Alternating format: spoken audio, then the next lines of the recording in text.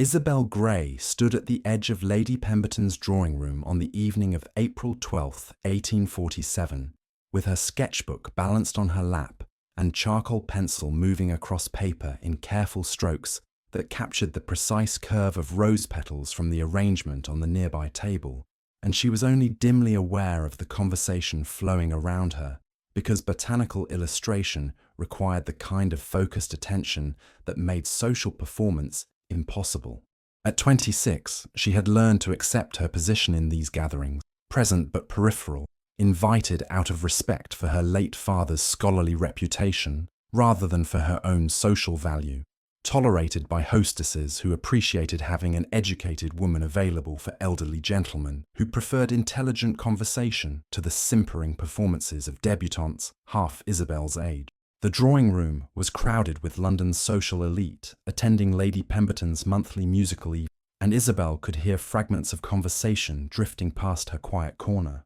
Discussions of upcoming balls and engagements, speculation about potential matches, the endless manoeuvring that characterized the marriage market during the London season.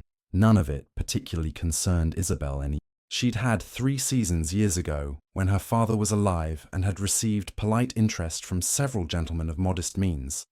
But nothing had come of those courtships, and now, at 26, living as dependent in her half-sister's household, Isabel had resigned herself to spinsterhood with the kind of pragmatic acceptance that came from understanding one's limited options and making peace with reality rather than fighting uselessly against circumstances beyond her control. "Isabel, darling," came her half-sister Margaret's voice with its characteristic blend of sweetness and subtle condescension. "Perhaps you might put away your sketching and join the company properly. One doesn't want to seem antisocial at dear Lady Pemberton's gatherings." Isabel looked up to find Margaret standing beside her chair, with Catherine just behind. Both sisters dressed in the latest fashions that their respective husbands' incomes could provide. Margaret's dress elegant, despite her husband's struggling finances. Catherine's more expensively adorned thanks to her merchant husband's commercial success. They made a striking pair, Margaret still beautiful in her early 30s, with golden hair and delicate features, Catherine less naturally favoured, but well presented through careful grooming and expensive clothing. And then there was Isabel between them in age, but so thoroughly different in appearance and temperament that strangers often expressed surprise they were related at all. "I'm working on botanical illustrations for the Linnean Society," Isabel replied quietly, keeping her voice level despite the familiar irritation that Margaret's constant corrections inspired. Lord Hartwell requested drawings of heritage roses for their upcoming publication on English garden history. "I promised delivery by month's end." "How lovely that you have your little hobby," Catherine said with a smile that didn't quite reach her eyes. "Though one does wonder if perhaps you're using it to avoid proper social interaction. Papa did raise you so strangely. All those books and scientific pursuits instead of the usual accomplishments ladies cultivate to attract gentlemen's attention. We're simply grateful that anyone will speak with you at all given your rather eccentric education." Isabel felt the familiar sting of her sister's carefully calibrated cruelty, the kind that sounded like concern to outside observers, but landed like criticism to the actual target, and she reminded herself, as she had countless times over the 3 years since their father's death, that she had nowhere else to live and no independent income on the modest amounts she earned, selling her illustrations to botanical societies and private. Their father had left his house and modest estate equally to all 3 daughters, but Margaret and Catherine had married before his death, and their husbands controlled their portions of the inheritance, while Isabel's share remained tied up in legal arrangements that gave her sister's husbands control over household decisions until Isabel either married or reached 30 years of age. "I appreciate your concern," Isabel said, with the diplomatic phrasing she'd perfected over years of navigating her sister's undermining disguised as sisterly care. "But Lord Hartwell specifically requested my work, and I take my professional commitments seriously, regardless of whether they align with conventional feminine accomplishments." She returned her attention to her sketchbook before Margaret could deliver whatever additional criticism was clearly forming, and she was relieved when the sisters moved away to join a cluster of women discussing the latest scandal involving some earl's daughter being caught in compromising circumstances with an inappropriate suitor. Isabel had no interest in gossip, and even less interest in her sister's performative shock about behavior they would absolutely excuse if committed by someone with better social connections or more impressive fortune. It was perhaps 10 minutes later that Isabel became aware of being watched, that prickling sensation of focused attention that made her look up from her detailed rendering of rose stamen to scan the drawing room for whoever might be observing her with such intensity. Her eyes caught and held on a man standing near the fireplace, in conversation with their host Lord Pemberton, and she recognized him immediately, despite having never been formally introduced. Marcus Ashford, Duke of Greystone, one of the wealthiest and most influential aristocrats in England, a man whose rare appearances at social gatherings caused immediate excitement among matchmaking mothers with unmarried daughters. He was perhaps 34 years old, tall and well-built, with dark hair silvering slightly at the temples and aristocratic features that would have been handsome if not for the severe expression he typically wore in public. Isabel had seen him at perhaps half a dozen events over the years, always distant and formal, always departing early, always maintaining the kind of cool reserve that discouraged the social climbers who attempted to capture his attention through obvious performance. She knew the basic facts about him that everyone in their social circle knew. His father had died 5 years ago, leaving him the dukedom at 29. He'd been engaged once in his 20s to some earl's daughter who had died of fever before the wedding. His mother, the Dowager Duchess, was a formidable social force, known for her strategic approach to maintaining the family's position and influence.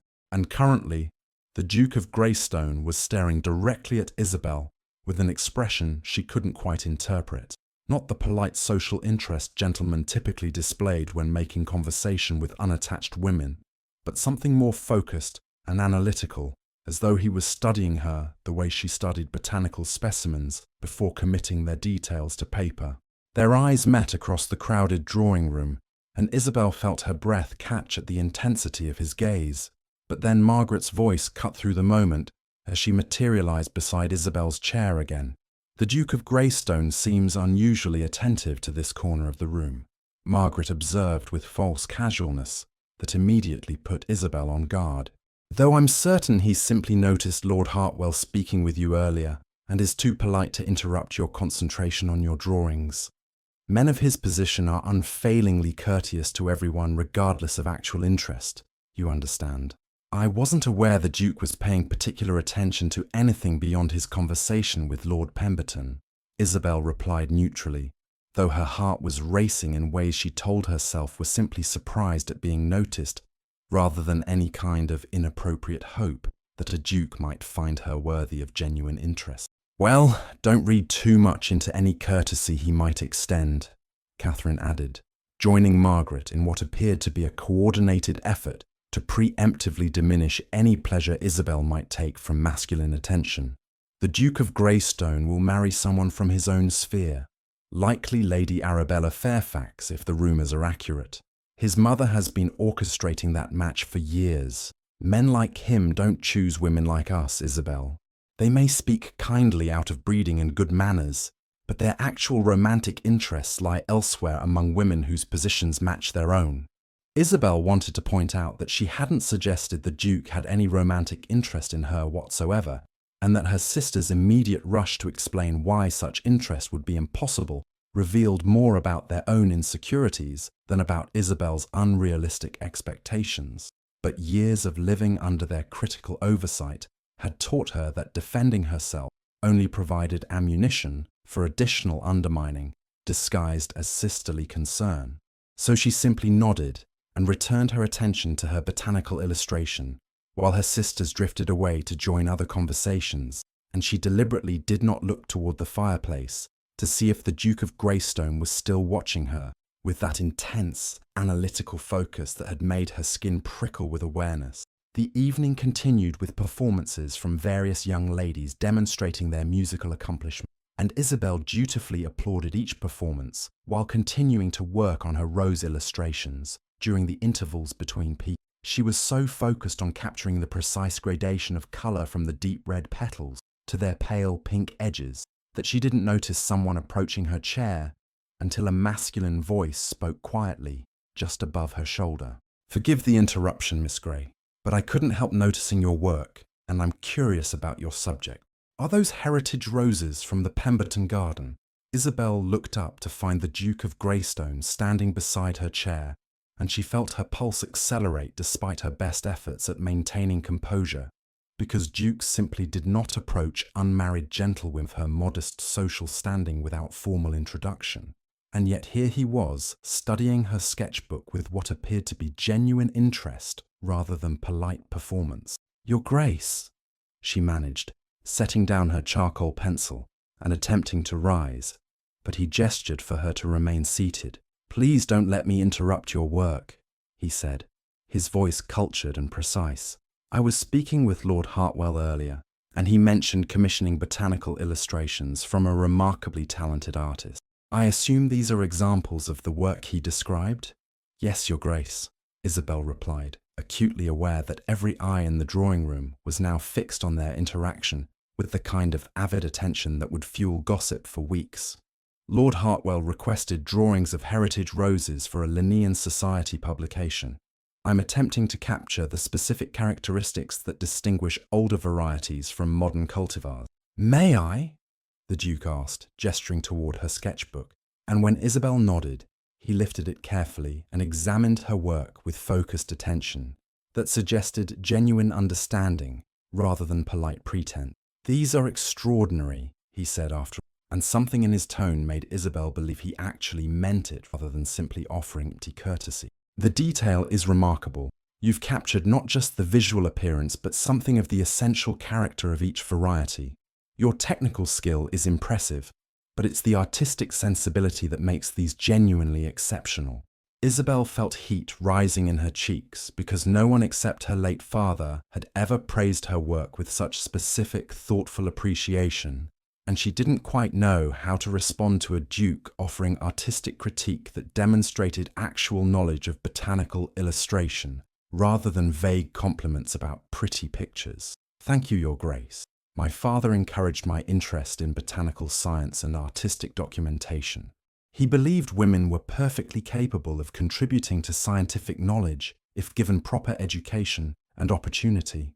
"Your father was correct," the Duke replied, returning her sketchbook with careful reverence as though it was something valuable rather than simply a working artist's practice drawing. "I knew Scholar Grey slightly. We corresponded about agricultural policy reforms several years before his death. He had remarkable insights about crop rotation and soil management that influenced legislation I helped draft regarding tenant farming improvements. I was sorry to learn of his passing. England lost a significant intellectual voice when he died." "You corresponded with my father?" Isabel asked, surprised because her father had never mentioned exchanging letters with a duke, though admittedly he'd corresponded with hundreds of people about his various research interests, and he'd treated a duke's letters with no more or less importance than correspondence from country farmers or university scholars. "We wrote perhaps a dozen letters over 2 years, the Duke confirmed. His practical understanding of agricultural science combined with genuine concern for tenant welfare made his perspective invaluable for policy development. I still reference some of his recommendations when making decisions about Greystone estate management. He was a remarkable man, and clearly he raised a daughter who inherited both his intellectual curiosity and his artistic talent." Before Isabel could formulate a response that wouldn't reveal how desperately she wanted to believe his compliments were genuine rather than polite courtesy, Margaret appeared at her elbow with Catherine close behind, both sisters clearly having abandoned their previous conversations to monitor Isabel's unprecedented interaction with the Duke of Greystone. "Your Grace," Margaret said with a curtsy that managed to be both properly deferential and subtly presumptuous. "How kind of you to notice our dear Isabel's little hobby. She does enjoy her sketching, though we've told her repeatedly that gentlemen generally prefer ladies who cultivate more conventional accomplishments. But Papa indulged her eccentric interests, and now I'm afraid she's rather too dedicated to her botanical work to focus properly on more appropriate feminine pursuits." Isabel felt mortification flooding through her at Margaret's casual dismissal of work Isabel took seriously as both intellectual pursuit and professional income source. But before she could formulate a response that wouldn't create a scene, the Duke spoke with a coolness in his tone that made Margaret's smile falter slightly. I would hardly characterize scientific illustration for the Linnean Society as a little hobby, Mrs.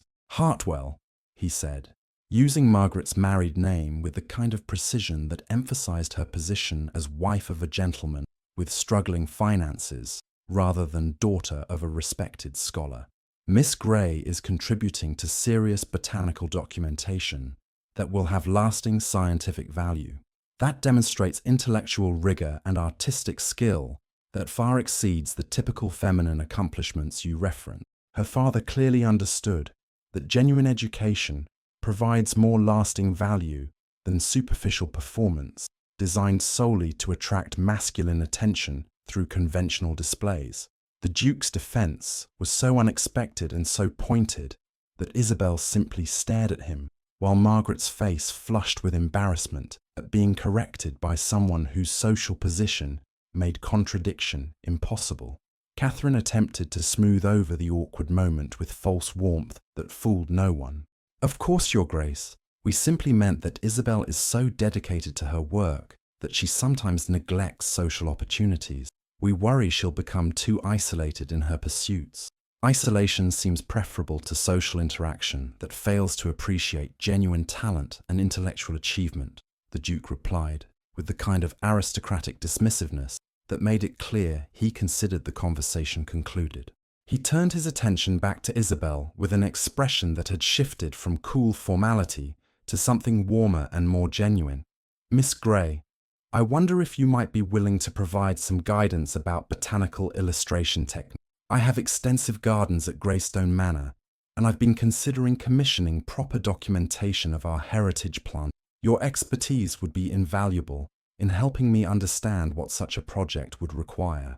I would be happy to discuss botanical documentation with you, Your Grace, Isabel managed, her mind racing because this sounded suspiciously like the Duke of Greystone was suggesting future interaction beyond a single conversation at a social gathering, which made no sense whatsoever, given their vast difference in social position and the complete absence of any rational reason why he would seek her professional guidance when he could commission work from any number of more established artists with better social connections. Excellent, the Duke said with something that might have been satisfaction in his expression. I'll send a note to arrange a convenient time for you to visit Greystone Manor and review the gardens. I look forward to continuing our conversation, Miss Grey. He bowed formally to Isabel and nodded coolly to her sisters before departing, and Isabel was left sitting in her chair with her sketchbook clutched in suddenly trembling hands, while Margaret and Catherine stared at her with expressions that combined shock, confusion, and barely suppressed jealousy in equal measure. Well, Margaret said after a moment of stunned silence, that was certainly unexpected, though, Isabel, you mustn't read too much into His Grace's courtesy. Men like him speak kindly to everyone. It's simply good breeding and social obligation. The fact that he knew Papa explains his interest in your botanical work, but it doesn't suggest anything beyond polite recognition of your father's scholarly reputation. The Duke of Greystone doesn't invite people to Greystone Manor out of good breeding, Catherine said slowly, and there was something almost worried in her expression. He's famously private about his estates. If he's genuinely offering to let Isabel visit his gardens, that suggests actual interest in her work beyond simple courtesy. Or it suggests he knew Papa and feels some obligation to be kind to his daughter, Margaret countered. But there was uncertainty in her voice that undermined her dismissive tone. Either way, Isabel, you absolutely must not allow yourself to imagine this means anything romantic. The Duke will marry Lady Arabella Fairfax. Everyone in society knows his mother has been orchestrating that match for years. Any attention he pays to you is either courtesy about your botanical work or kindness extended to a deceased scholar's daughter. You dream too high if you imagine it could mean anything more. Isabel wanted to point out that she hadn't suggested the Duke's interest was romantic, and that she was perfectly capable of accepting professional respect without transforming it into inappropriate fantasies about courtship from men vastly above her social station. But her sister's immediate rush to diminish any pleasure she might take from being noticed revealed their own fears that Isabel might somehow attract the kind of masculine attention that had eluded them despite their superior beauty and better social positioning. So she simply nodded and returned her attention to her botanical illustrations, while her sisters continued speculating in lowered voices about what the Duke's unexpected interest might mean, and whether Isabel understood how thoroughly inappropriate it would be for her to nurture any hopes beyond professional courtesy from someone so far above her position. But later that night, after returning to the house, Isabel shared with her sisters and their husbands, lying in her small bedroom with moonlight filtering through thin curtains. Isabel allowed herself to remember the way the Duke of Greystone had looked at her across Lady Pemberton's drawing room, not with polite social interest or charitable condescension toward a deceased scholar's daughter, but with focused intensity that suggested he was actually seeing her rather than looking through her, towards something more interesting beyond. And she remembered the specific, thoughtful way he'd praised her botanical illustrations, demonstrating genuine understanding of both technical skill and artistic sensibility, rather than offering vague compliments about pretty pictures. It probably meant nothing beyond courtesy extended to her father's memory, Isabel told herself firmly. Men like the Duke of Greystone didn't develop romantic interest in women like her, unmarried gentlewomen of 26, with modest dowries and no particular beauty to recommend them beyond what Margaret dismissively called interesting rather than pretty, when she was being relatively kind. But still, Isabel couldn't quite suppress the small flutter of hope that maybe, possibly, the Duke's interest might be genuine rather than simply polite, that perhaps he had seen something in her worth noticing beyond her connection to a deceased scholar he'd admired. She fell asleep with that thought warming her chest like a candle flame in darkness, and she dreamed of botanical gardens and a man with intense eyes who looked at her like she was something rare and valuable rather than forgettable and plain. 3 days later, on April 15th, Isabel received a note delivered by a servant in Greystone livery, and her hands trembled slightly as she broke the ducal seal, an unfolded expensive paper that bore only a few lines of precise masculine handwriting. Miss Grey, I would be honoured if you would visit Greystone Manor on the afternoon of April 17th at 3 o'clock to view the heritage gardens and discuss potential botanical documentation. If this time is inconvenient, please send word and I will adjust to suit your schedule. I look forward to continuing our conversation. Greystone. The note was formal and proper, with nothing in its content that could be considered inappropriate, but Isabel read it 3 times before carefully refolding it and placing it in her desk drawer, and she was intensely aware of the way her heart was racing at the prospect of visiting the Duke's private estate for professional consultation that was absolutely, definitely not a courtship overture, despite the way her traitorous imagination kept suggesting that maybe his interest extended beyond simple appreciation for her botanical illustration skills. Margaret discovered the note within an hour, because privacy was essentially non-existent in a household where Isabel's sisters monitored her correspondence with the kind of attention usually reserved for potential threats to their own social positioning. "A note from the Duke of Greystone!" Margaret exclaimed with false delight that couldn't quite conceal her underlying concern. "How lovely that he's following through on his offer to show you his gardens. Though, Isabel, you must be very careful not to misinterpret professional courtesy as anything more personal. Men like him extend such invitations out of kindness or obligation, not romantic interest." I'm aware that the Duke is simply interested in commissioning botanical illustrations," Isabel replied with more patience than she felt, because Margaret's constant undermining was exhausting in its relentless consistency. "I have no illusions about his motivations beyond professional respect for my work." "Good," Catherine added, appearing in Isabel's doorway with the kind of timing that suggested she'd been listening for exactly this conversation. "Because Isabel, darling, we worry about you sometimes.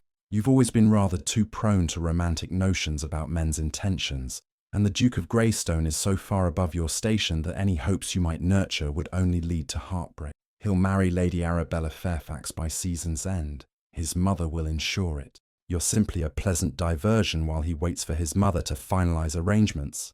And it would be devastating if you allowed yourself to believe you could actually be chosen by someone of his position.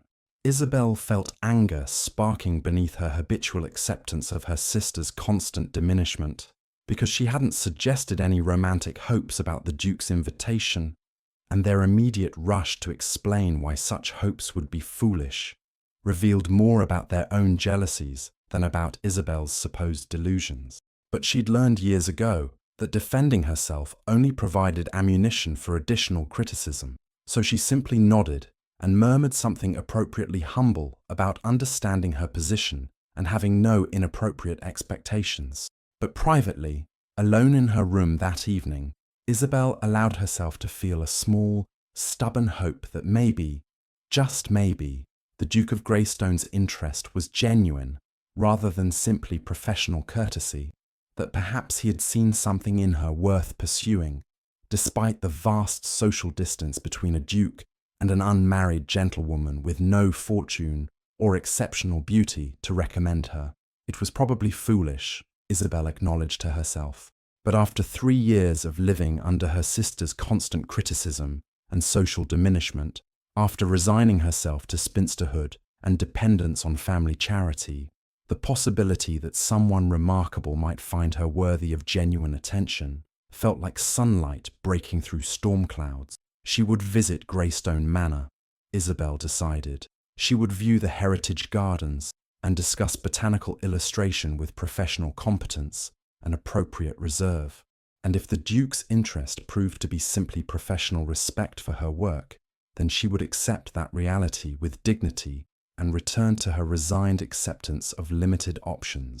But if, and this was a very large if that Isabel barely allowed herself to contemplate, if his interest proved to be something more personal than professional, then perhaps she would allow herself to hope that being chosen was possible, even for women society deemed unremarkable and forgettable.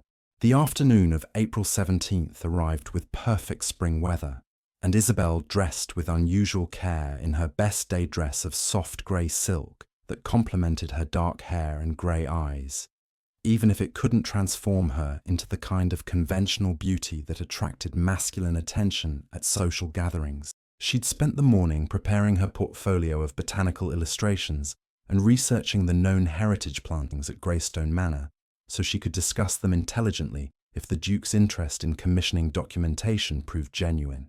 Margaret and Catherine had offered to accompany her as chaperones, with the kind of determined insistence that suggested they were more interested in observing the Duke's behaviour than in protecting Isabel's reputation. But Isabel had politely, but firmly declined their offer and arranged for their elderly housekeeper, Mrs. Dalton, to serve as appropriate supervision instead. The last thing Isabel needed was her sisters undermining her professional competence by treating her botanical expertise as a charming hobby rather than serious intellectual work.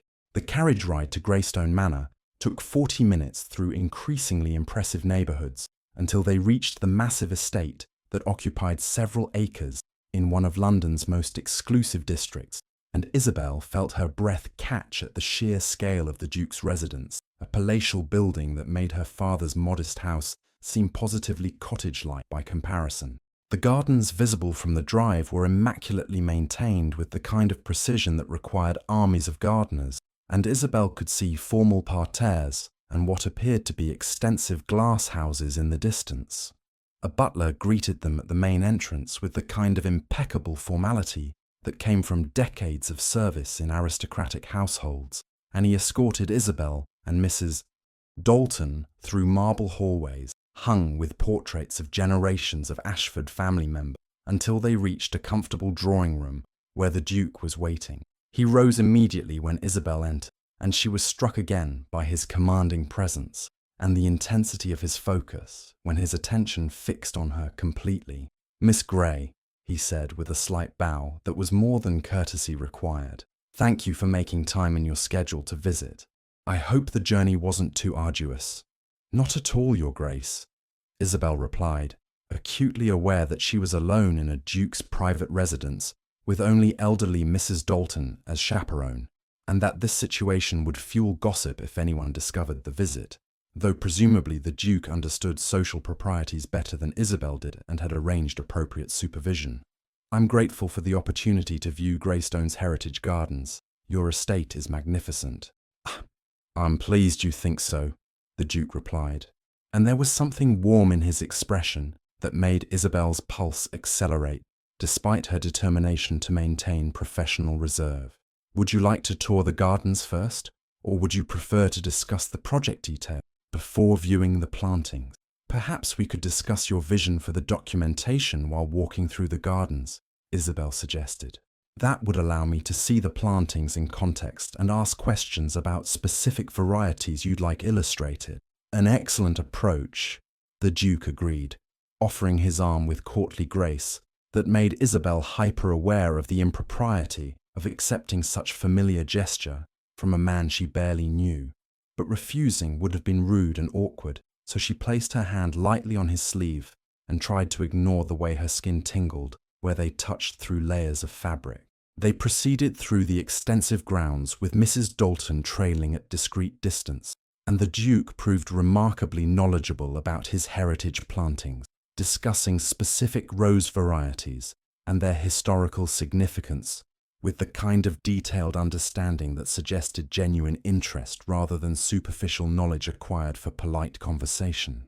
Isabel found herself relaxing into professional discussion, explaining documentation techniques and asking questions about which varieties he considered priorities for illustration, and she was so absorbed in their conversation that she almost forgot the vast social distance between them until they reached a secluded section of garden, and the Duke's demeanour shifted subtly. Miss Grey, Isabel, if I may be so bold, I should confess that while I genuinely do want botanical documentation of these gardens, that wasn't my primary motivation for inviting you to visit Greystone Manor, he said, his voice quiet and serious in ways that made Isabel's heart pound against her ribs. Your Grace? Isabel managed, uncertain what he was suggesting, but acutely aware that they were now in a part of the garden where Mrs. Dalton's distant presence provided technical chaperoning, but no actual supervision of their conversation. I've been thinking about you constantly since we met at Lady Pemberton's gathering, the Duke continued, his eyes holding hers with intensity that made breathing difficult. About your intelligence, your artistic talent, the way you spoke about your father's work with such obvious love and respect. You're remarkable, Isabel. You don't perform for attention or calculate social advantage.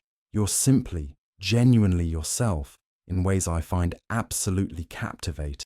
Isabel stared at him, her mind struggling to process what sounded suspiciously like a romantic declaration from a duke who, by all reasonable expectations, should be courting appropriate aristocratic ladies rather than showing interest in unremarkable gentlewomen with modest connections. I don't understand, she whispered.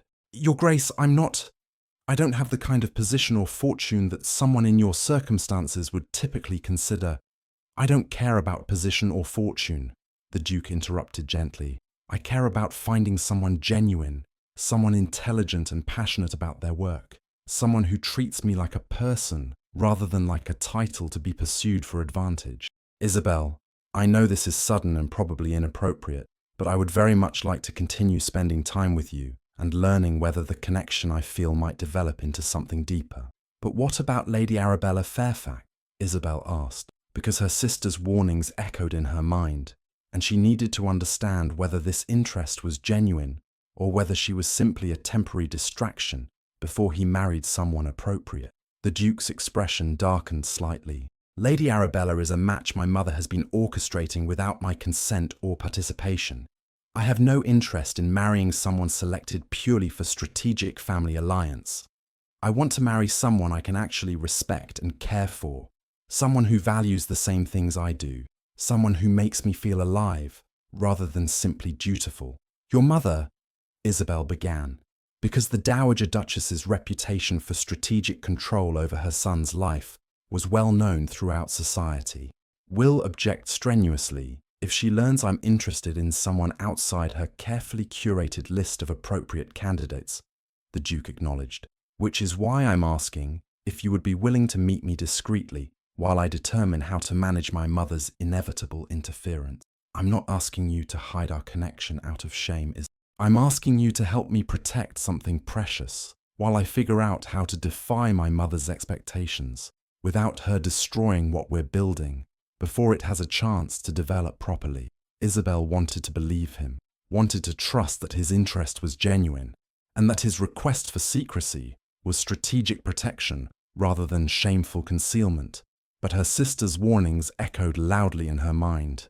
Men keep their mistresses in shadows and their wives in the light. How long would this secrecy need to continue? She asked carefully. I don't know, the Duke admitted with refreshing honesty that paradoxically made Isabel more inclined to trust him.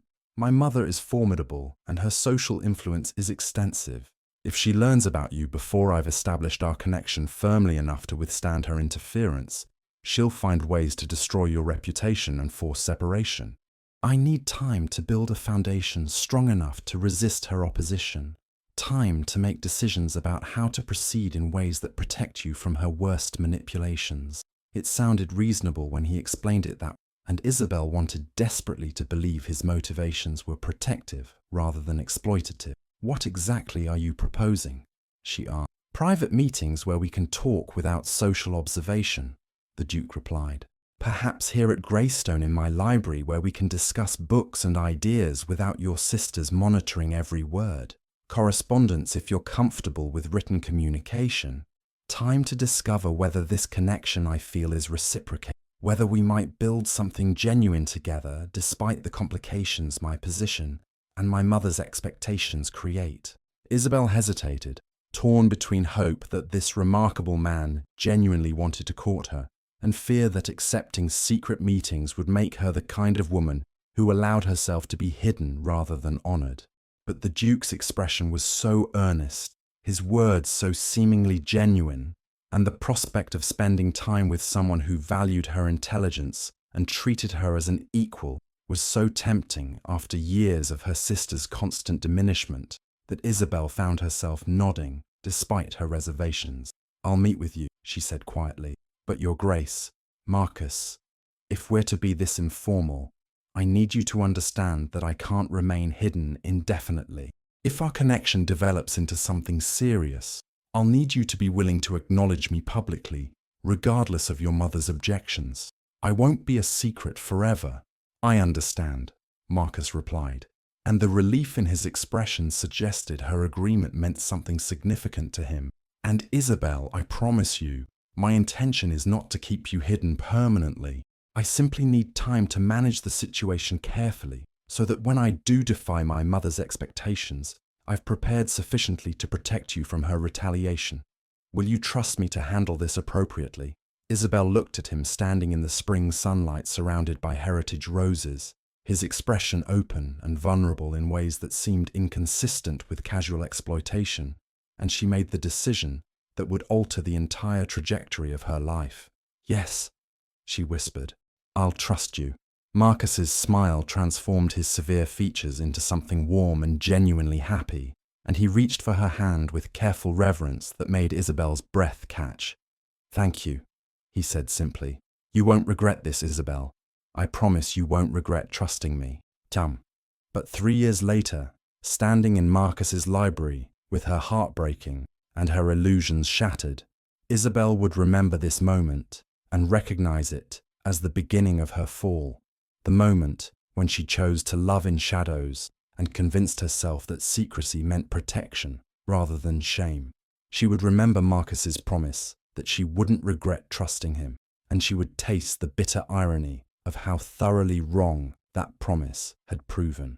But on this April afternoon, with spring flowers blooming and a duke holding her hand like it was something precious, Isabel allowed herself to believe that maybe, finally, someone remarkable had seen her value and chosen her, despite all the reasons society insisted she was unworthy of such elevation.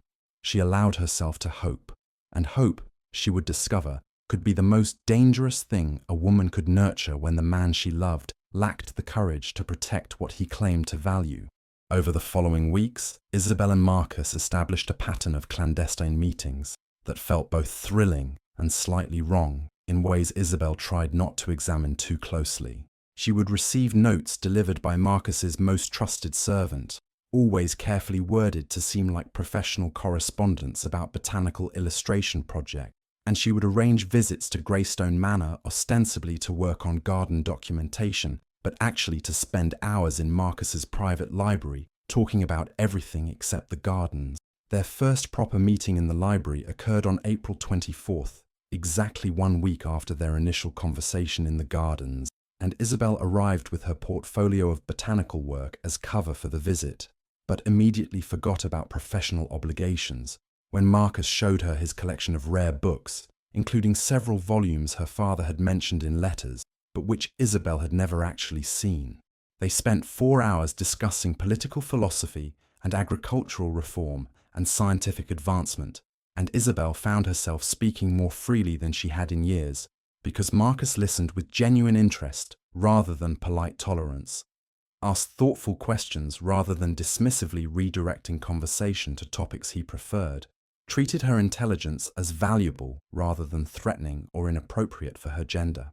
"You should have been able to attend university," Marcus said at one point during a discussion of classical literature, his tone holding frustration on her behalf. "Your father educated you to a level that exceeds what most men receive, but society denies women access to formal institutions that would allow you to develop your capabilities fully. It's criminal waste of intellectual potential."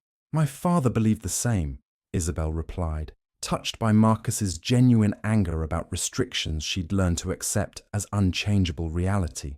He used to say that England was impoverishing itself by limiting half its population's contributions to domestic spheres. But acknowledging the injustice doesn't change the practical reality that women of my position have extremely limited options, regardless of our education capabilities.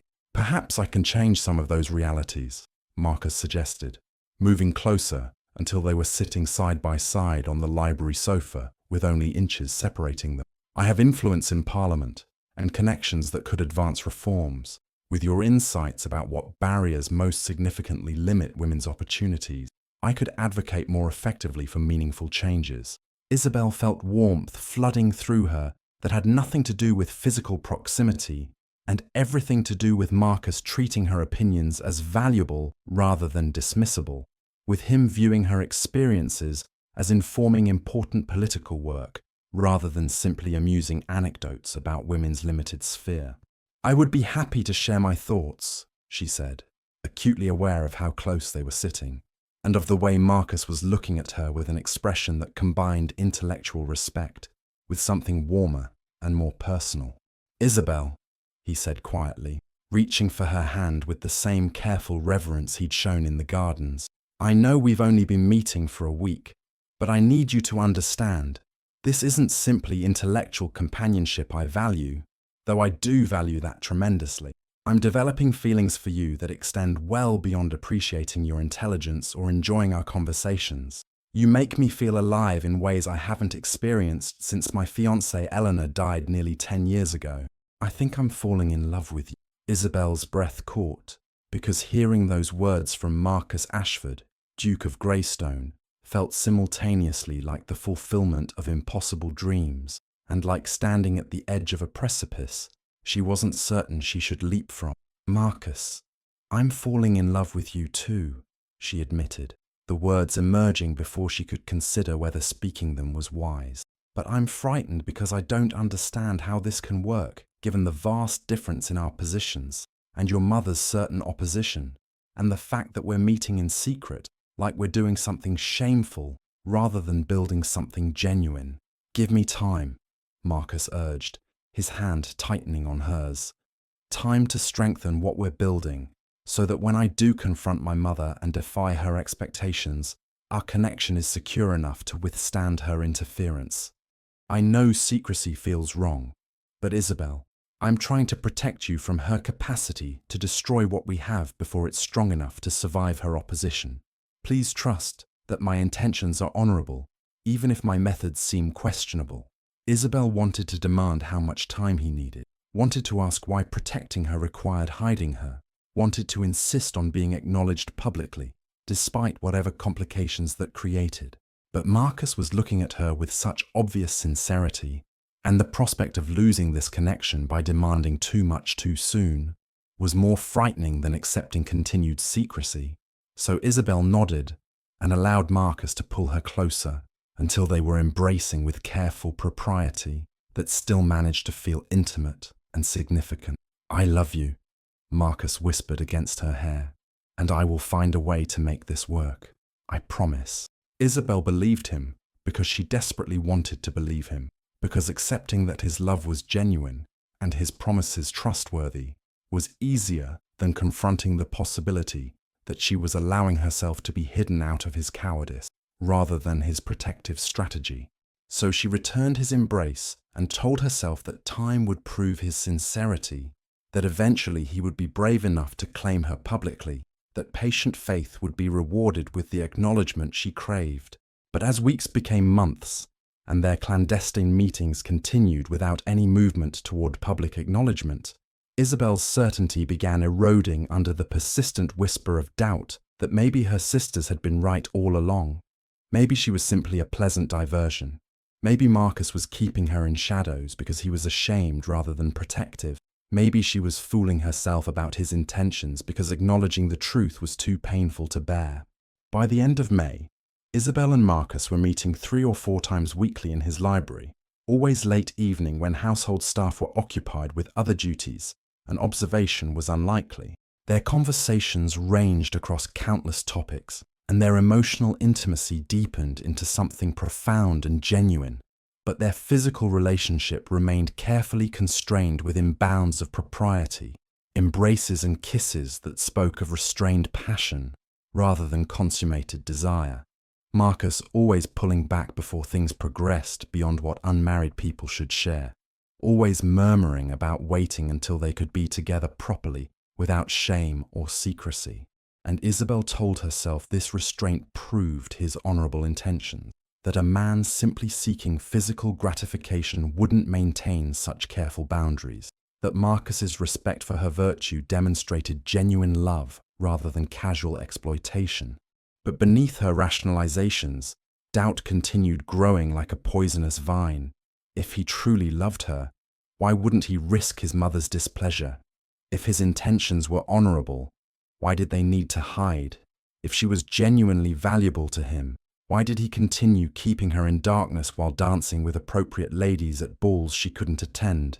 Margaret and Catherine noticed Isabel's increased happiness despite her attempts to conceal it, and their undermining intensified in direct proportion to their suspicion that Isabel was nurturing inappropriate hopes about masculine attention. "You've been glowing lately, Isabel," Catherine observed one morning in early June. "I do hope you're not developing expectations about someone's interest. You know how devastating disappointment can be when reality fails to match romantic fantasies." "I'm simply enjoying my botanical work," Isabel replied with the kind of bland deflection she'd perfected over months of concealing her relationship with Marcus. "Lord Hartwell's commission has been particularly fulfilling."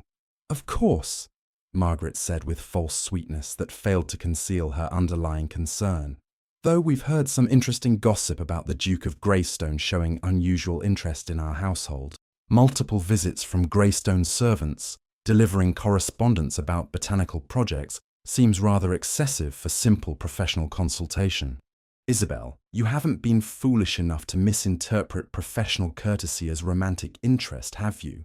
Isabel felt cold settling in her stomach, because her sister's observation about the frequency of Marcus's correspondence suggested their surveillance was more comprehensive than she'd realized, and she knew that denying any romantic involvement would only make Margaret and Catherine more suspicious. "The Duke has been kind enough to take interest in my botanical work," she said carefully. "His estate projects require extensive documentation, and he values my professional expertise." "Professional expertise," Catherine repeated with skepticism clear in her tone. "Isabel, darling, we worry about Men of the Duke's position don't spend time with unmarried gentlewomen simply to discuss botanical illustration. Either his interest is romantic, which would be wildly inappropriate given the social distance between you, or he's using you for purposes you're too naive to recognize. Either way, you're setting yourself up for heartbreak if you imagine his attention means anything beyond temporary amusement. What exactly are you suggesting? Isabel asked, anger finally breaking through her habitual patient acceptance of her sister's criticism. We're suggesting that secret meetings, if that's what's occurring, mean a man is ashamed to acknowledge you publicly, Margaret replied bluntly. Men keep their mistresses in shadows and their wives in the light, Isabel. Which do you suppose you are when the Duke's servants deliver notes arranging private consultations away from social observation? The Duke's intentions are completely honourable, Isabel protested, but even to her own ears the defence sounded hollow. Then why hasn't he courted you publicly? Catherine asked with false sympathy that barely concealed her satisfaction at having identified Isabel's vulnerability. Why all this secrecy and hidden correspondence? If his intentions were honourable, he would have approached you properly at social gatherings and sought permission from your family to pursue courtship openly. The fact that he's conducting whatever relationship you have in secret suggests he's either ashamed of his interest or using you in ways you're too desperate for attention to recognize as inappropriate. You don't understand the complications, Isabel began, but Margaret interrupted sharply. We understand perfectly. His mother, the Dowager Duchess, would never permit him to marry someone of your modest position. She's orchestrating his match with Lady Arabella Fairfax, and everyone in society knows it. The Duke is indulging himself with you while waiting for his mother to finalize arrangements for his appropriate marriage. You're practicing, Isabel, training for the real Duchess he'll eventually choose. And if you can't see that, then you're even more foolish than we feared. Isabel wanted to argue, wanted to defend Marcus's intentions and explain his strategic approach to managing his mother's opposition, but her sister's accusations aligned too closely with her own growing doubts for her to dismiss them entirely. She retreated to her room without further argument, and she spent the afternoon replaying every conversation with Marcus, searching for evidence that would prove her sister's wrong and Marcus's promises genuine. But as she reviewed months of clandestine meetings and passionate declarations that never translated into public acknowledgement, Isabel couldn't quite silence the poisonous whisper suggesting that maybe Margaret and Catherine were right. Maybe she was simply a convenient diversion. Maybe Marcus's promises about eventual public courtship were empty reassurances designed to maintain her compliance with continued secrecy. Maybe she was being used in ways her desperation for love made her unable to recognize clearly. That evening, when Marcus's note arrived arranging their next meeting, Isabel almost refused to attend.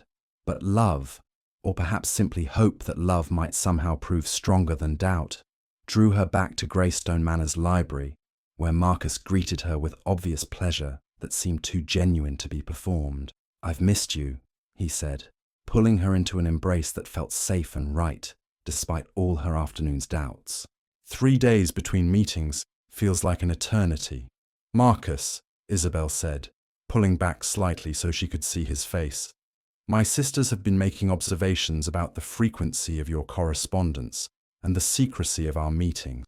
They're suggesting that your intentions are less than honourable, that I'm allowing myself to be used because I'm too desperate for attention to recognize inappropriate exploitation."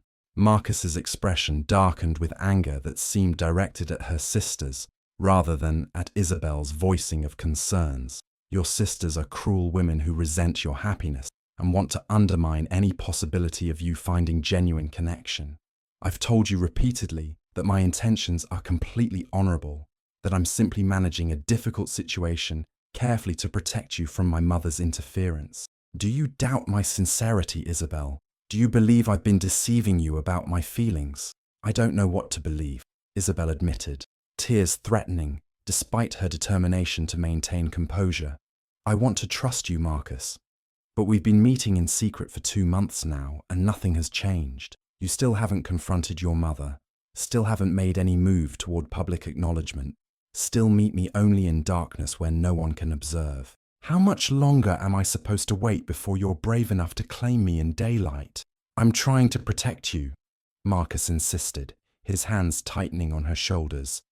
My mother is formidable, and her capacity to destroy people who threaten her plans is extensive. If she learns about you before I've prepared adequately, she'll find ways to ruin your reputation and force our separation. I need more time to establish our connection firmly enough to withstand her opposition. How much more time? Isabel pressed. A month? 6 months? A year? Marcus, I can't live in shadows indefinitely waiting for you to decide I'm worth the risk of your mother's displeasure. Please don't give me an ultimatum, Marcus said, and there was something almost desperate in. I love you, Isabel. I'm not ashamed of you and I'm not using you. I simply need to manage this situation carefully because the consequences of moving too quickly would be devastating for both of us. Trust me to handle this appropriately. Isabel wanted to demand concrete timelines and specific plans, rather than vague assurances about eventual public acknowledgement. But the pain in Marcus's expression and the obvious sincerity of his declared love made her hesitate to push harder. Perhaps he really was simply being strategic, rather than cowardly, she told herself. Perhaps her sister's poisonous suggestions had infected her thinking and made her doubt genuine intentions that simply required patience to fulfill properly. I do trust you, Isabel said finally, though the words felt slightly hollow even as she spoke them. But Marcus, I need you to understand, my trust isn't infinite. Eventually, I'll need public acknowledgement rather than private promises. I can't wait forever. I know, Marcus replied, pulling her back into an embrace that felt both comforting and slightly desperate. And I promise you won't have to wait forever. Just give me a little more time to prepare properly. Please, Isabel. She nodded against his chest and allowed herself to believe that patience would be rewarded, that Marcus's love was genuine and his promises trustworthy, that eventually he would be brave enough to defy his mother and claim Isabel publicly.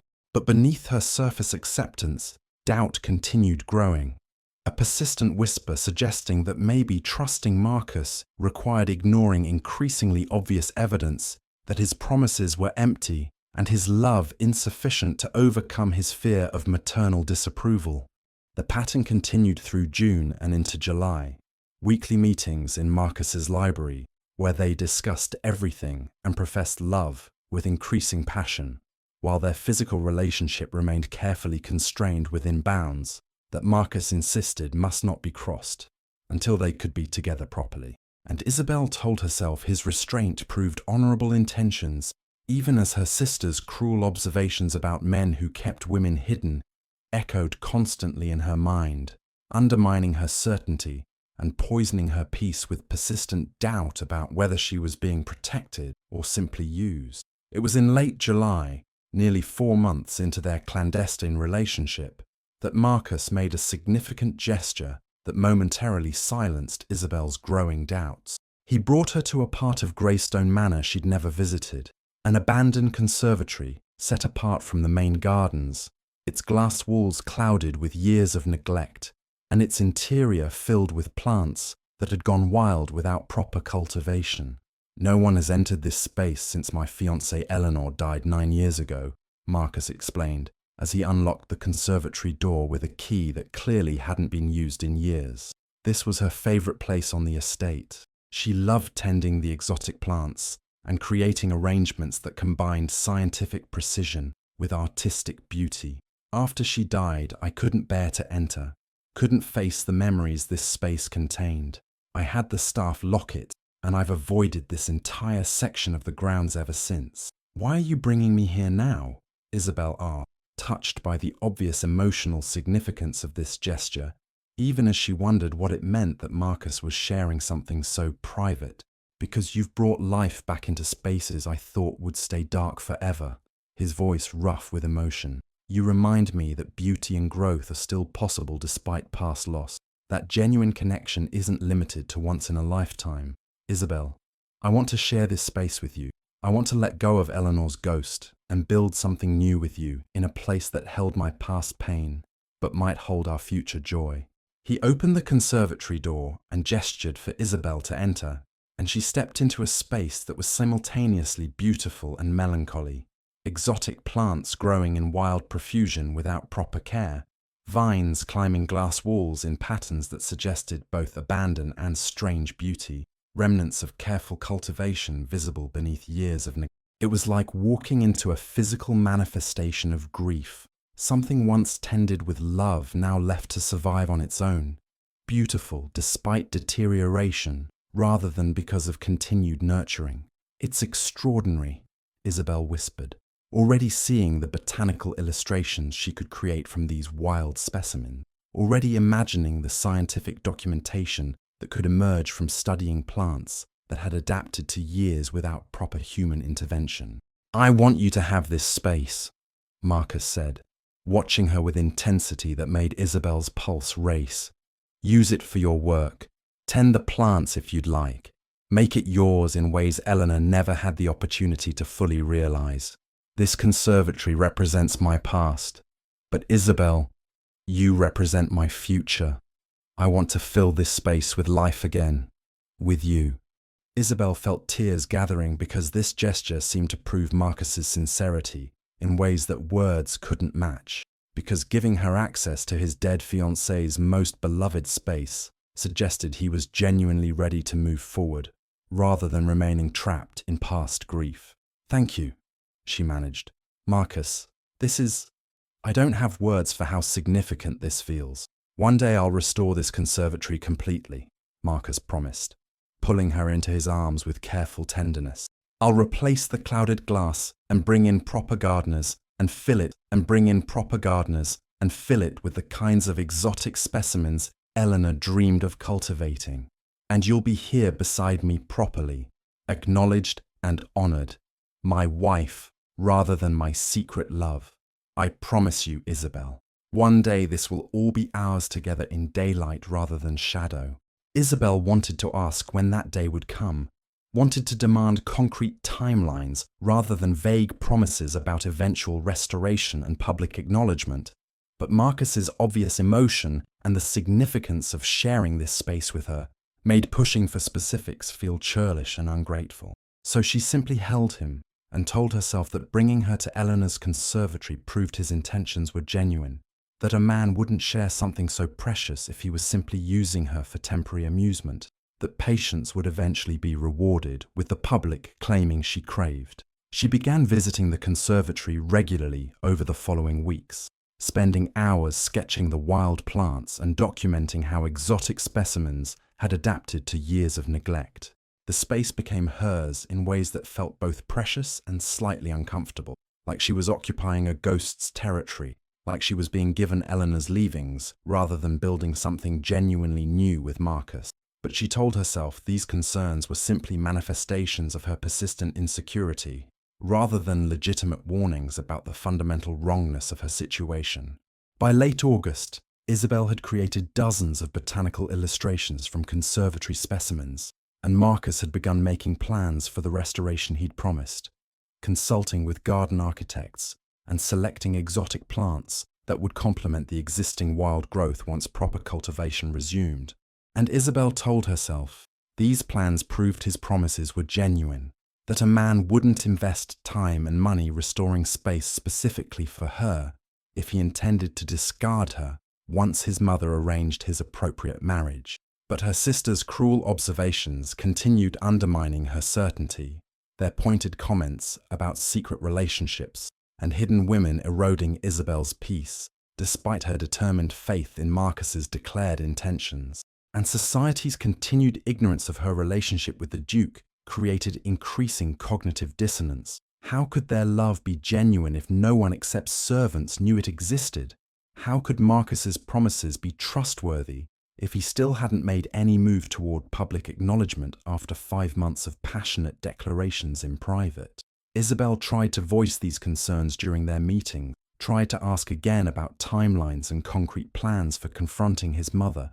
But Marcus always deflected with reassurances about needing just a little more time, about protecting her from Dowager Duchess's interference, about preparing adequately before making irrevocable moves. And Isabel wanted desperately to believe him, wanted to trust that his promises were genuine and his timeline reasonable, so she swallowed her doubts and convinced herself that patience was virtue rather than self-betrayal. She would discover too late that patience in service of someone else's cowardice was simply another word for complicity in one's own diminishment, that accepting secrecy meant participating in her own erasure, that loving someone in darkness meant becoming invisible even to herself. But in August of 1847, with conservatory restoration plans and Marcus's passionate declarations filling her thoughts, Isabel still believed that patience would be rewarded, and promises honoured, and love ultimately triumphant, despite all evidence suggesting she was fooling herself about realities she was too desperate to acknowledge honestly. September brought the beginning of London's autumn social season, and with it came increasing pressure from Marcus's mother to finalise his engagement to Lady Arabella Fairfax. Isabel learned about these pressures only indirectly through Marcus's growing tension during their meeting, through the way he seemed increasingly distracted and stressed, despite his continued declarations of love and commitment to their eventual public union. "My mother is pushing harder," Marcus admitted one evening in early September. While they sat in the library surrounded by books, neither of them was actually reading. "She's arranged multiple events where Lady Arabella and I are expected to interact, and she's making pointed comments about duty and family obligations and the importance of appropriate matches for maintaining the Ashford legacy." "What have you told her?" Isabel asked, trying to keep the accusation from her tone, even though she was acutely aware that Marcus had been promising for months to confront his mother and still apparently hadn't done so. "I've told her I have no interest in Lady Arabella and that I'll make my own decisions about marriage," Marcus replied, though something in his voice suggested this declaration hadn't been as firm or unequivocal as his words implied. "But Isabel, you have to understand, my mother doesn't simply accept defiance. She strategizes and manipulates and finds ways to force compliance through indirect pressure rather than direct confrontation. If I tell her directly about you before I've prepared adequately, she'll find ways to destroy you socially and financially in ways that would make continuing our relationship impossible." "So when will you have prepared adequately?" Isabel asked, exhaustion creeping into her voice because they'd had this conversation countless times over the past 5 months, and Marcus's answer never included concrete timelines or specific plans. "Soon," Marcus said, reaching for her hand with desperation that felt increasingly performative rather than genuine. "I promise, Isabel, soon I'll have established our connection firmly enough to withstand whatever interference she attempts. Just give me a little more time." But a little more time had already become 5 months of secrecy, 5 months of Isabel being hidden, while Marcus danced with Lady Arabella at balls Isabel couldn't attend, 5 months of promises without progress toward public acknowledgement, and Isabel's patience was eroding under the persistent weight of doubt and her sister's cruel accuracy about the reality she was too desperate to acknowledge honestly. The breaking point came in late September when Marcus invited Isabel to attend a ball at Greystone Manor, the first time he'd ever suggested she participate in any public event at his estate. Isabel's initial excitement was immediately tempered by wariness about what this invitation might mean, but Marcus assured her it was a positive development, a sign that he was ready to begin showing her publicly, even if he wasn't quite prepared to announce their relationship formally yet. Isabel arrived at Greystone Manor on the evening of September 28th, wearing her best evening gown and trying to ignore her sister's pointed comments about how inappropriate it was for Isabel to attend a duke's ball without proper social positioning to justify the invitation.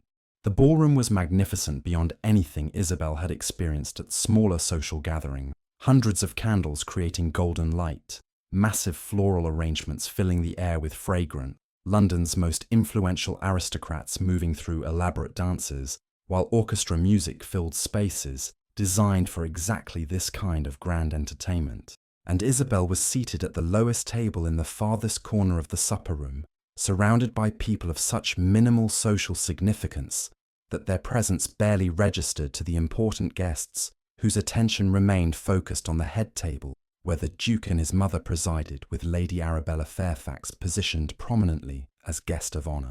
Isabel understood immediately what had happened. The Dowager Duchess had somehow learned of Isabel's relationship with Marcus and had orchestrated this evening specifically to humiliate her, to demonstrate precisely where Isabel ranked in the social hierarchy, to make absolutely clear that the Duke's mother would never permit someone of Isabel's modest position to elevate herself through connection to the Ashford family.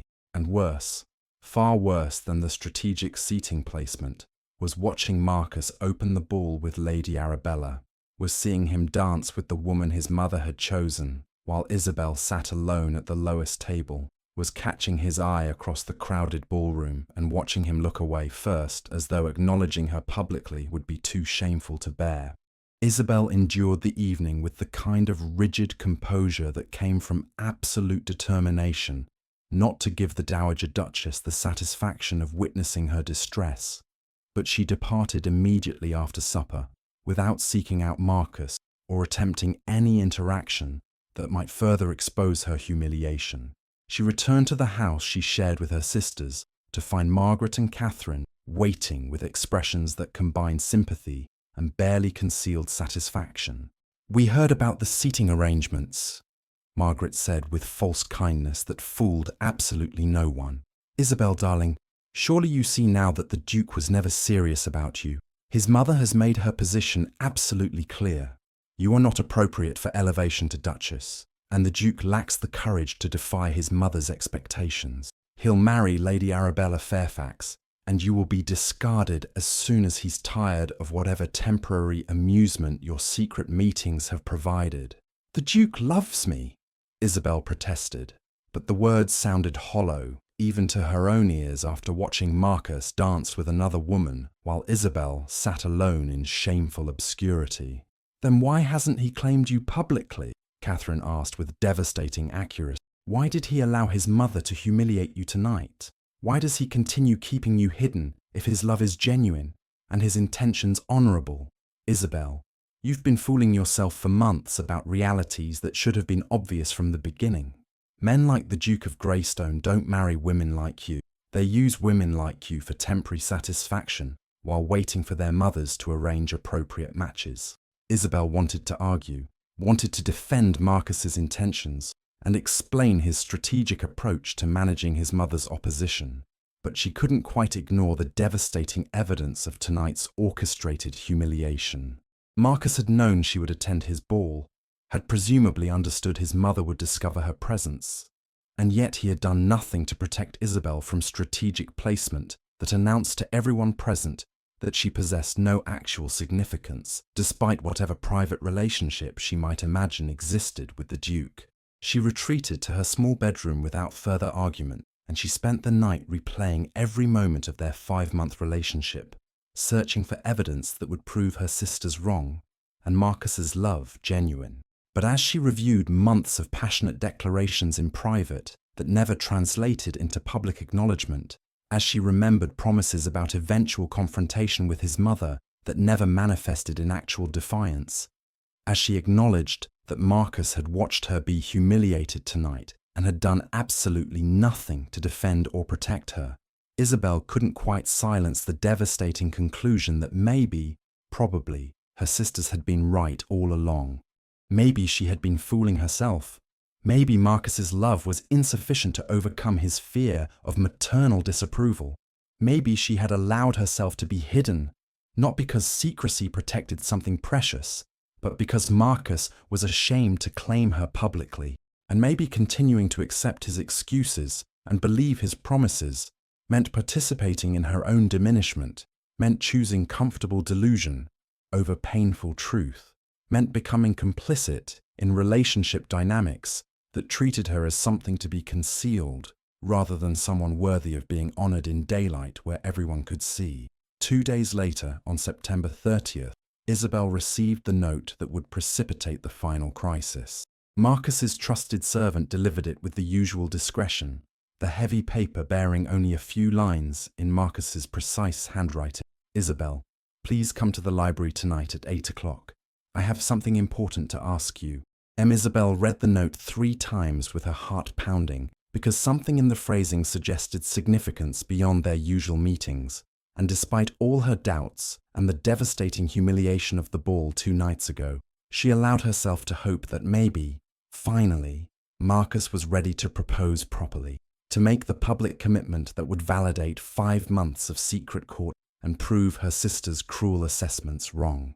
She arrived at Greystone Manor at precisely 8 o'clock, with her pulse racing and her hands trembling slightly, and Marcus greeted her in the library with unusual tenderness that seemed to confirm her hopeful interpretation of his summons. He'd arranged the space carefully, a fire burning despite the mild evening, candles creating intimate lighting, wine poured and waiting, though neither of them typically drank during their meetings. "Isabel," Marcus began, taking her hands with gentle reverence that made her breath catch. "These past 5 months with you have been the happiest of my life since Eleanor died. You've brought light back into spaces I thought would stay dark forever. You've made me believe that genuine connection is possible, that I might build something real with someone who values me for who I am rather than what I represent. I love you. I want you to be my wife." Isabel's heart soared with vindication and joy, because finally, Marcus was offering the public commitment she'd been craving, the validation that would prove patient faith had been rewarded, and her sister's cruel accuracy about his cowardice had been wrong. "Yes," she breathed, tears gathering at the corners of her eyes. "Marcus, yes, of course I'll marry you." But then Marcus continued speaking, and the bottom dropped out of Isabel's world. "I'll speak to my mother next month after the season ends," his tone suggesting this was reasonable planning, rather than devastating delay. "Once Lady Arabella's family has announced her engagement to Lord Pemberton, they've been negotiating terms for weeks, and it should be finalised soon. Mother will have no reason to continue pushing that particular and her opposition to our union will be less entrenched. We'll marry quietly, perhaps at my country estate in Yorkshire rather than in London, somewhere my mother needn't attend if the circumstances distress her too greatly. Then gradually, she'll come to accept—" "Wait," Isabel interrupted, pulling her hands from his grasp as comprehension crashed over her like freezing water. "You're asking me to marry you, but you're planning to wait another month before even speaking to your mother about our relationship. Marcus, it's been 5 months. 5 months of meeting in secret. 5 months of promises about eventual public acknowledgement. 5 months of me being hidden while you dance with appropriate ladies at balls I cannot attend because my social position is too modest for public association with a duke. I'm trying to manage this situation carefully," Marcus began, but Isabel was no longer willing to accept management and strategy as substitutes for actual courage. "You're not managing anything," she said, anger finally breaking through months of patient acceptance. "You're delaying because you're afraid of your mother's disapproval. You're hiding me because you lack the courage to claim me publicly. You're asking me to marry you while simultaneously planning to keep our engagement secret for another month, and then marry me quietly, where your mother won't be inconvenienced by witnessing your choice. Do you understand how that sounds, Marcus? Do you comprehend what you're actually asking me to accept? You don't understand the pressure," Marcus protested, his expression shifting from tender to defensive. "I understand perfectly," Isabel interrupted, years of accumulated hurt and doubt finally finding voice. "I understand that you love me enough to meet me in secret, but not enough to acknowledge me in daylight. I understand that you want to marry me, but only if you can do so without actually defying your mother's preferences or risking your comfortable relationship with her. I understand that at your ball 2 nights ago, you watched me be humiliated by strategic seating at the lowest table while you danced with Lady Arabella, and you did absolutely nothing to defend me or protect me or claim me publicly. I was trying not to make the situation worse," Marcus began, but Isabel was past accepting excuses that sounded reasonable on the surface, but dissolved into cowardice when examined honestly. "You're ashamed of me," Isabel said, the truth emerging with devastating. "You say you want to marry me, but you want to hide me first. A quiet wedding in the country where no one important will see. A delayed announcement until your mother's opposition has somehow magically decreased. Continued secrecy about our relationship until circumstances align perfectly for you to finally acknowledge what we have without risking your comfortable life or your mother's approval. That's not love, Mark. That's cowardice dressed up as strategy. That's not fair, Marcus protested, colour rising in his face. When I walked into your ball last week, you looked away, Isabel continued, her voice shaking but determined. Our eyes met across the ballroom, and you looked away first, rather than acknowledging me publicly, even with a simple nod. You danced with the woman your mother chose for you while I sat alone at a table reserved for people so socially insignificant their presence barely registered. And you're asking me to believe that was strategic protection rather than shameful concealment. I'm offering you everything. My name, my fortune, my position, Marcus said desperately. Accept your courage, Isabel replied. Accept your willingness to stand beside me in the light and say, this is the woman I've chosen, regardless of your mother's objections, or society's raised eyebrows, or the complications that honest acknowledgement might create. You're offering me everything except the one thing that would actually prove your love is genuine, rather than simply convenient.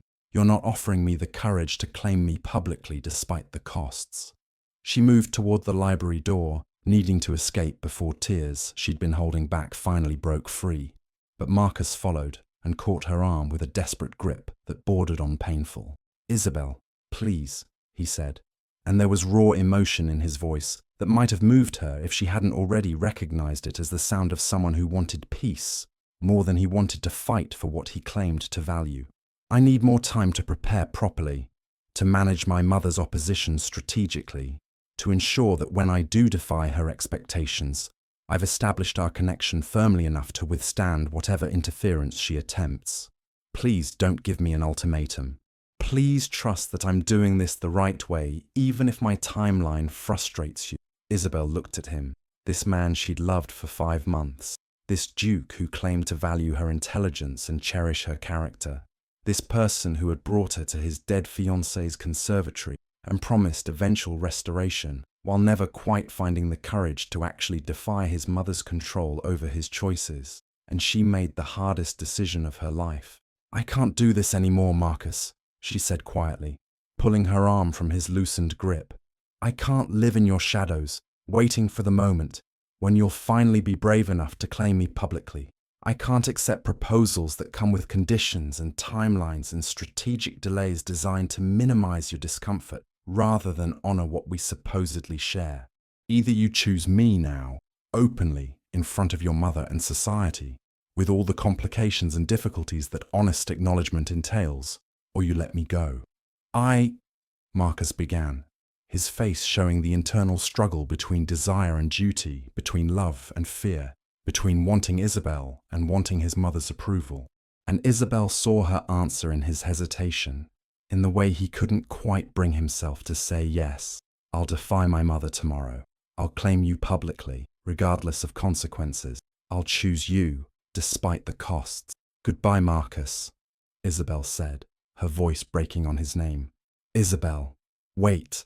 Marcus reached for her again, but Isabel stepped back and held up her hand to stop him. I thought you loved me enough to fight for me, she said, tears finally spilling over despite her determination to leave with dignity intact. But you only love me enough to hide me, and that's not enough anymore. It was never enough.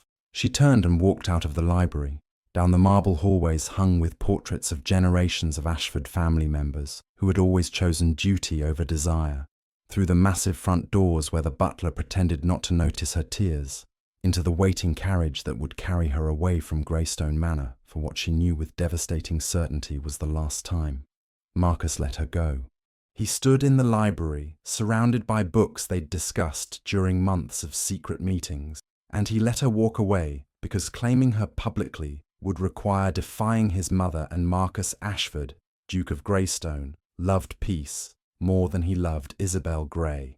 And Isabel understood with painful clarity that she had spent 5 months loving someone who valued her intelligence and cherished their connection, but who ultimately lacked the courage to choose her, when choosing meant sacrifice and difficulty and potential estrangement from the mother whose approval he'd spent his entire life pursuing.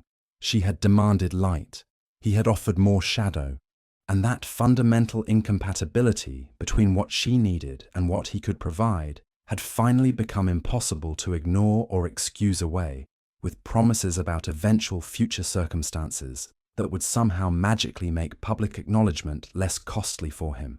The carriage carried Isabel home through streets lit by gas lamps that seemed to mock her with their brightness after months of loving in darkness, and she allowed herself to cry for the relationship that had ended and the man who had failed the test she'd finally been brave enough to administer.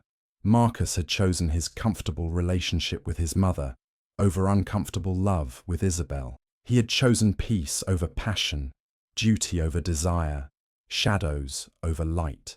And Isabel had chosen self-respect over settling for hidden love that required her erasure as the price of participation.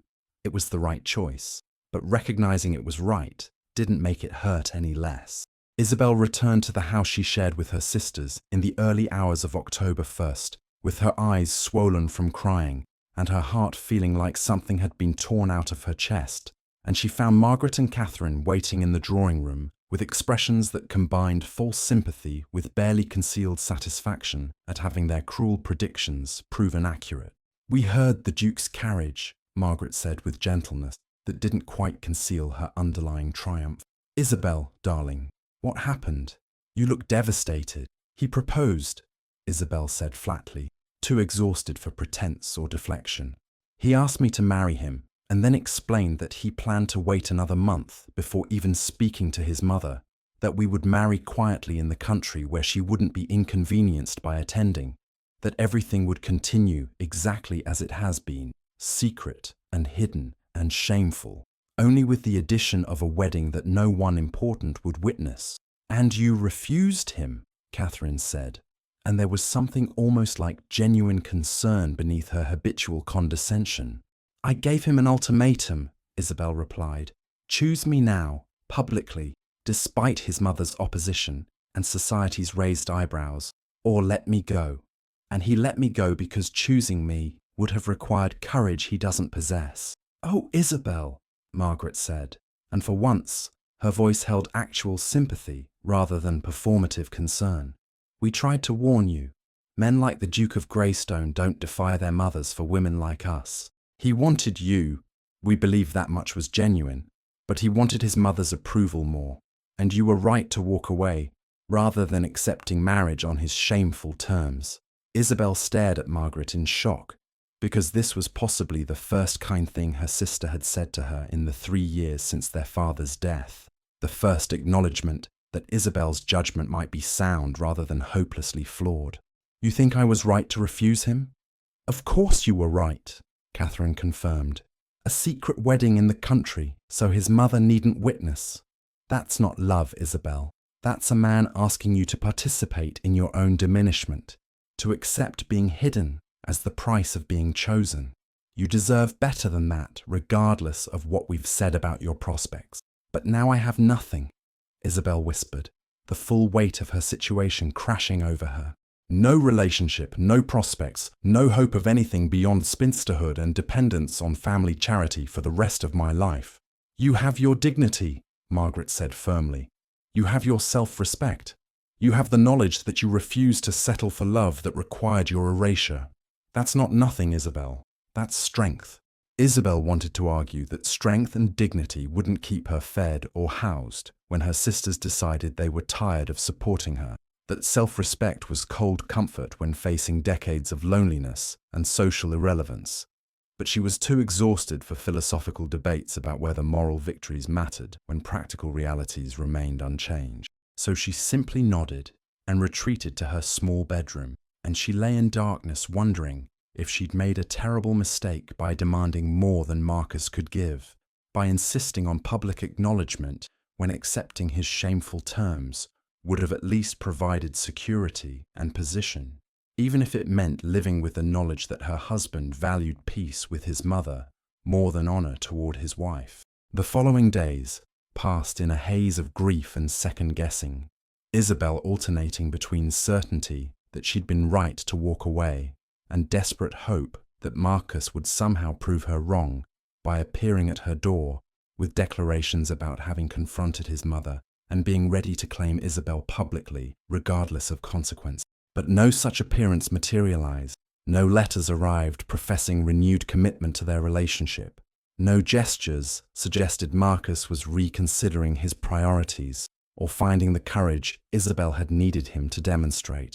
Instead, there was only silence, devastating, comprehensive silence that confirmed Isabel's worst fears about Marcus's capacity for choosing her when choice required sacrifice. He had let her walk away without fighting for her, without attempting to prove his love was stronger than his fear, without demonstrating any willingness to risk his comfortable relationship with his mother for the sake of honoring what he claimed to feel for Isabel.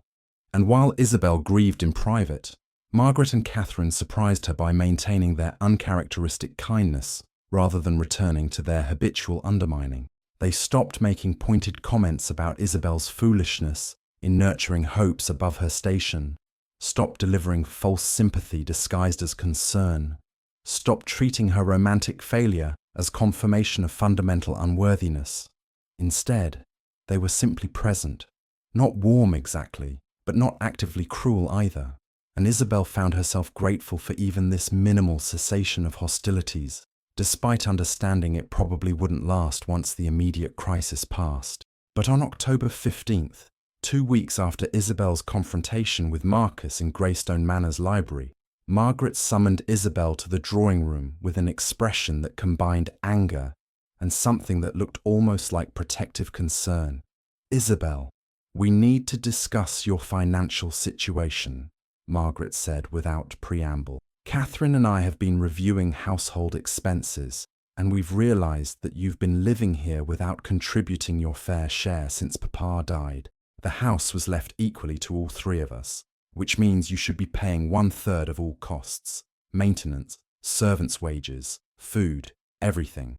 Isabel felt cold flooding through her because she had no income beyond the modest amounts she earned selling botanical illustrations to scientific societies, amounts that were barely sufficient to cover her personal expenses, let alone contribute substantially to household costs that Margaret's and Catherine's husbands had been managing since their father's death. "I don't have the resources to pay 1/3 of household expenses," she said carefully. "You know my financial situation." "Then perhaps you should have accepted the Duke's proposal, despite his shameful terms," Catherine interrupted sharply. "Because Isabel, your pride is very noble, but it doesn't pay bills or contribute to maintaining the home where you're currently living as a dependent charity. We've calculated your debt for the 3 years since Papa died, and it comes to nearly £400. Either you pay what you owe, or you make other arrangements for your accommodation." Isabel stared at her sisters in shock, because this felt less like legitimate financial accounting and more like deliberate cruelty designed to punish her for having briefly attracted masculine attention they'd envied. "You're demanding I pay £400 or leave. We're demanding you contribute your fair share like an adult woman, rather than expecting indefinite charity from family who have their own financial obligations," Margaret replied. But there was something almost apologetic in her expression that suggested this ultimatum hadn't originated entirely with the sisters themselves. "This was the Dowager Duchess's suggestion, wasn't it?" Isabel asked with sudden clarity. "She found out I refused Marcus's proposal, and she's making certain I face consequences for having dared to attract her son's attention in the first place." Margaret and Catherine exchanged glances that confirmed Isabel's suspicion, and Catherine spoke with unusual gentleness. "The Dowager Duchess called on us last week. She expressed concern about your living situation and suggested that perhaps we were enabling your dependence rather than encouraging you toward appropriate independence. She mentioned that women who cannot support themselves financially should be grateful for whatever charity family provides rather than maintaining unrealistic standards about what kind of arrangements they're willing to accept." "She's punishing me for walking away from Marcus," Isabel said, fury mixing with her fear about facing homelessness and financial ruin. "She's systematically destroying any possibility of my survival without accepting whatever shameful terms her son might deign to offer." "Perhaps," Margaret acknowledged. "But Isabel, The Dowager Duchess also made it clear that our continued social acceptance depends on us managing this situation appropriately. Our husband's business interests, our daughter's prospects, everything we've built could be damaged if we're seen as supporting someone who attempted to elevate herself inappropriately above her station through connection to the Duke of Greystone. I didn't attempt anything, Isabel protested. Marcus pursued me, not the other way around. The Dowager Duchess doesn't see it that way, Catherine replied, and unfortunately, her version of events is the one that matters socially. So Isabel, we're genuinely sorry, but you have 2 weeks to either pay what you owe or make other living arrangements. We can't continue supporting you when doing so threatens our own family's welfare. Isabel wanted to rage at the injustice, wanted to point out that the Dowager Duchess was manipulating her sisters through fear and that they were choosing their own comfort over Isabel's survival. But she recognized the futility of arguing when Margaret and Catherine were clearly terrified of consequences that defying the Duke's mother might. So she simply nodded and retreated to her room to begin calculating whether she had any options beyond complete destitution. Over the following days, Isabel discovered exactly how comprehensively the Dowager Duchess had destroyed her prospect. She attempted to secure a position as companion to elderly Lady Hartwell, who had previously expressed interest in employing Isabel, but received a polite note explaining that circumstances had changed and the position was no longer available. She approached the Linnean Society about increased botanical illustration commissions, but was told that while they valued her work, they couldn't justify additional expenditures for documentation at present. She wrote to distant cousins inquiring about possible accommodation in exchange for household assistance, but received either no responses or vague excuses about why taking in an additional resident would be impossible at the moment. Every avenue Isabel explored led to the same conclusion. The Dowager Duchess had used her extensive social influence to ensure that Isabel would face complete financial and social ruin, that every possible option for independent survival would be systematically blocked, that Isabel would be forced either to accept whatever shameful terms Marcus might eventually offer, or to face poverty and homelessness as punishment for having dared to demand public acknowledgement rather than settling for secret love that required her erasure.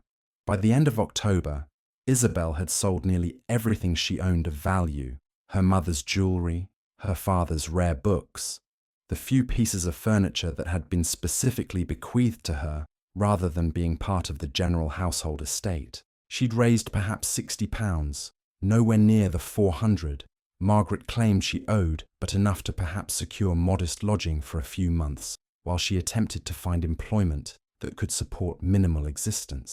Margaret and Catherine watched her desperate efforts with expressions that combined guilt and resignation, clearly understanding they were participating in the Dowager Duchess's systematic destruction of their sister, but equally clearly unwilling to risk their own family's welfare by defying someone whose social power could damage them irreparably.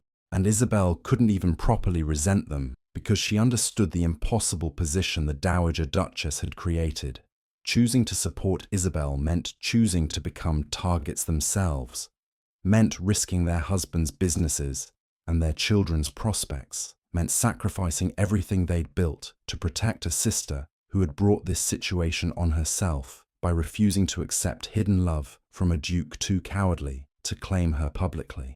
On November 1st, Isabel packed her few remaining possessions into a single trunk and prepared to move into a shabby lodging house in one of London's less respectable neighbourhoods, the only accommodation she could afford with her limited resources. Margaret helped her pack with uncharacteristic tenderness, and there were tears in her eyes when she spoke. "I'm sorry, Isabel," Margaret said quietly. "I know we've been cruel to you over the years, and we know we've undermined your confidence and diminished your achievements and resented your attracting the Duke's attention when we believed ourselves more deserving. But you didn't deserve this. You didn't deserve to have the Dowager Duchess destroy you simply for having dared to demand honest love rather than settling for shameful concealment." "It doesn't matter what I deserved," Isabel replied, with the kind of exhausted acceptance that came from understanding that justice was irrelevant when power determined outcome. "What matters is that I refused Marcus's proposal, And now, I'm paying the price for having standards the Dowager Duchess finds presumptuous. What will you do? Catherine asked, appearing in the doorway with her own expression of genuine concern. Survive, Isabel said simply. Find employment somewhere the Dowager Duchess's influence doesn't reach. Sell my botanical illustrations to collectors who don't care about social politics. Exist as best I can until either circumstances improve, or I run out of resources entirely. I don't have many options beyond basic survival at this point. She departed her sister's house on a grey November morning with her single trunk containing everything she still owned and her portfolio of botanical illustrations representing her only marketable skill. And she told herself that at least she still had her dignity, even if dignity wouldn't keep her fed or warm during the approaching winter. She had refused to settle for love that required her erasure, had demanded public acknowledgement rather than accepting shameful secrecy, and had chosen self-respect over security. And now she would discover whether that choice had been noble courage or simply foolish pride that would cost her everything. The shabby lodging house was exactly as depressing as Isabel had feared. A single small room with peeling wallpaper and furniture that had seen decades of hard use, a shared washroom down the hall, meals available for additional cost from a kitchen that produced food of dubious quality and even more dubious cleanliness. Her fellow residents were primarily women in similarly desperate circumstances, widows without family support, unmarried women who'd lost positions or reputations, the kind of people society deemed failures for having failed to secure male protection against life's vicissitudes. Isabel unpacked her few possessions and set up a makeshift studio in the corner where light from the single window would allow her to work on botanical illustrations, and she tried not to calculate how quickly her remaining £60 would disappear paying for rent and food and the other basic necessities of survival. She needed to find employment or increase her illustration sales dramatically or somehow locate resources she didn't currently possess, and she needed to accomplish these things quickly before winter made everything more difficult and expensive. But every attempt to secure work led back to the same obstacle: the Dowager Duchess's comprehensive campaign to ensure Isabel's complete social and financial destruction. Positions. Isabel applied for mysteriously became unavailable once her name was mentioned. Commissions she'd been promised failed to materialize after inquiries revealed her identity. Even the botanical societies that had previously purchased her work suddenly found budgetary constraints that prevented additional purchases, despite their continued appreciation for her artistic skill. By late November, Isabel was rationing food and wearing multiple layers of clothing to compensate for inadequate heating, and she spent her days creating botanical illustrations she couldn't sell, and her evenings lying in her narrow bed, wondering if she'd made a catastrophic error by refusing Marcus's shameful proposal. At least as his secretly married wife she would have had food and warmth and basic security, she told herself during her darkest moments. At least shameful love would have provided survival, rather than this desperate poverty that was grinding her down day by exhausting day. But then she would remember the way Marcus had looked away from her at his ball, would recall his proposal that included plans to marry her quietly where his mother wouldn't be inconvenienced, would recognize that accepting his terms would have meant spending her entire life being hidden and dismissed and treated as something shameful rather than someone worthy of honor. And she would tell herself that dignity mattered, even when dignity couldn't be exchanged for food or fuel, that self-respect was worth preserving, even when preservation required suffering. It was during one of these dark evenings in early December that Isabel made a decision about her botanical illustrations. She couldn't sell them to societies or collectors who feared the Dowager Duchess's displeasure, but perhaps she could sell them anonymously through dealers who wouldn't connect her work to her identity. It was a slim hope, but it was the only hope Isabel had for generating income that might sustain her through winter. She approached several art dealers with her portfolio, offering her illustrations for sale under condition of complete anonymity, and to her surprise, one dealer expressed genuine interest. These are exceptional, examining her detailed renderings of exotic conservatories with obvious appreciation. The technical skill is impressive, but more importantly, There's genuine artistic sensibility. You've captured something essential about each specimen, rather than simply documenting visual appearance. I could sell these easily to botanical enthusiasts and scientific collectors, but the artist must remain anonymous, Isabel insisted. I cannot have my name associated with sales for personal reasons I'd prefer not to discuss. The dealer studied her for a moment with an expression that suggested he understood more than Isabel had revealed, but he simply nodded. I can maintain anonymity. Many artists have reasons for preferring privacy. I'll handle sales discreetly and forward payment through untraceable channels. You'll receive fair compensation without your identity becoming known. Isabel agreed to the arrangement with relief that felt almost painful in its intensity, and over the following weeks she threw herself into creating botanical illustrations with desperate focus that left her exhausted but purposeful. She worked by inadequate light in her shabby room, translating memories of the conservatory plants she'd studied during those secret months with Marcus into detailed renderings that captured both scientific precision and artistic beauty, pouring her grief and loneliness and desperate need for survival into work that represented her only remaining value in a world that had systematically destroyed every other option for existence. And slowly, so slowly, money began trickling in as her anonymous illustrations sold to collectors who appreciated quality documentation regardless of the artist's identity. It wasn't enough to lift Isabel out of poverty, wasn't sufficient to move her from shabby lodging house to respectable accommodation, but it was enough to pay rent and purchase adequate food and maintain minimal survival through December's increasing cold. Isabel told herself this was victory of a sort.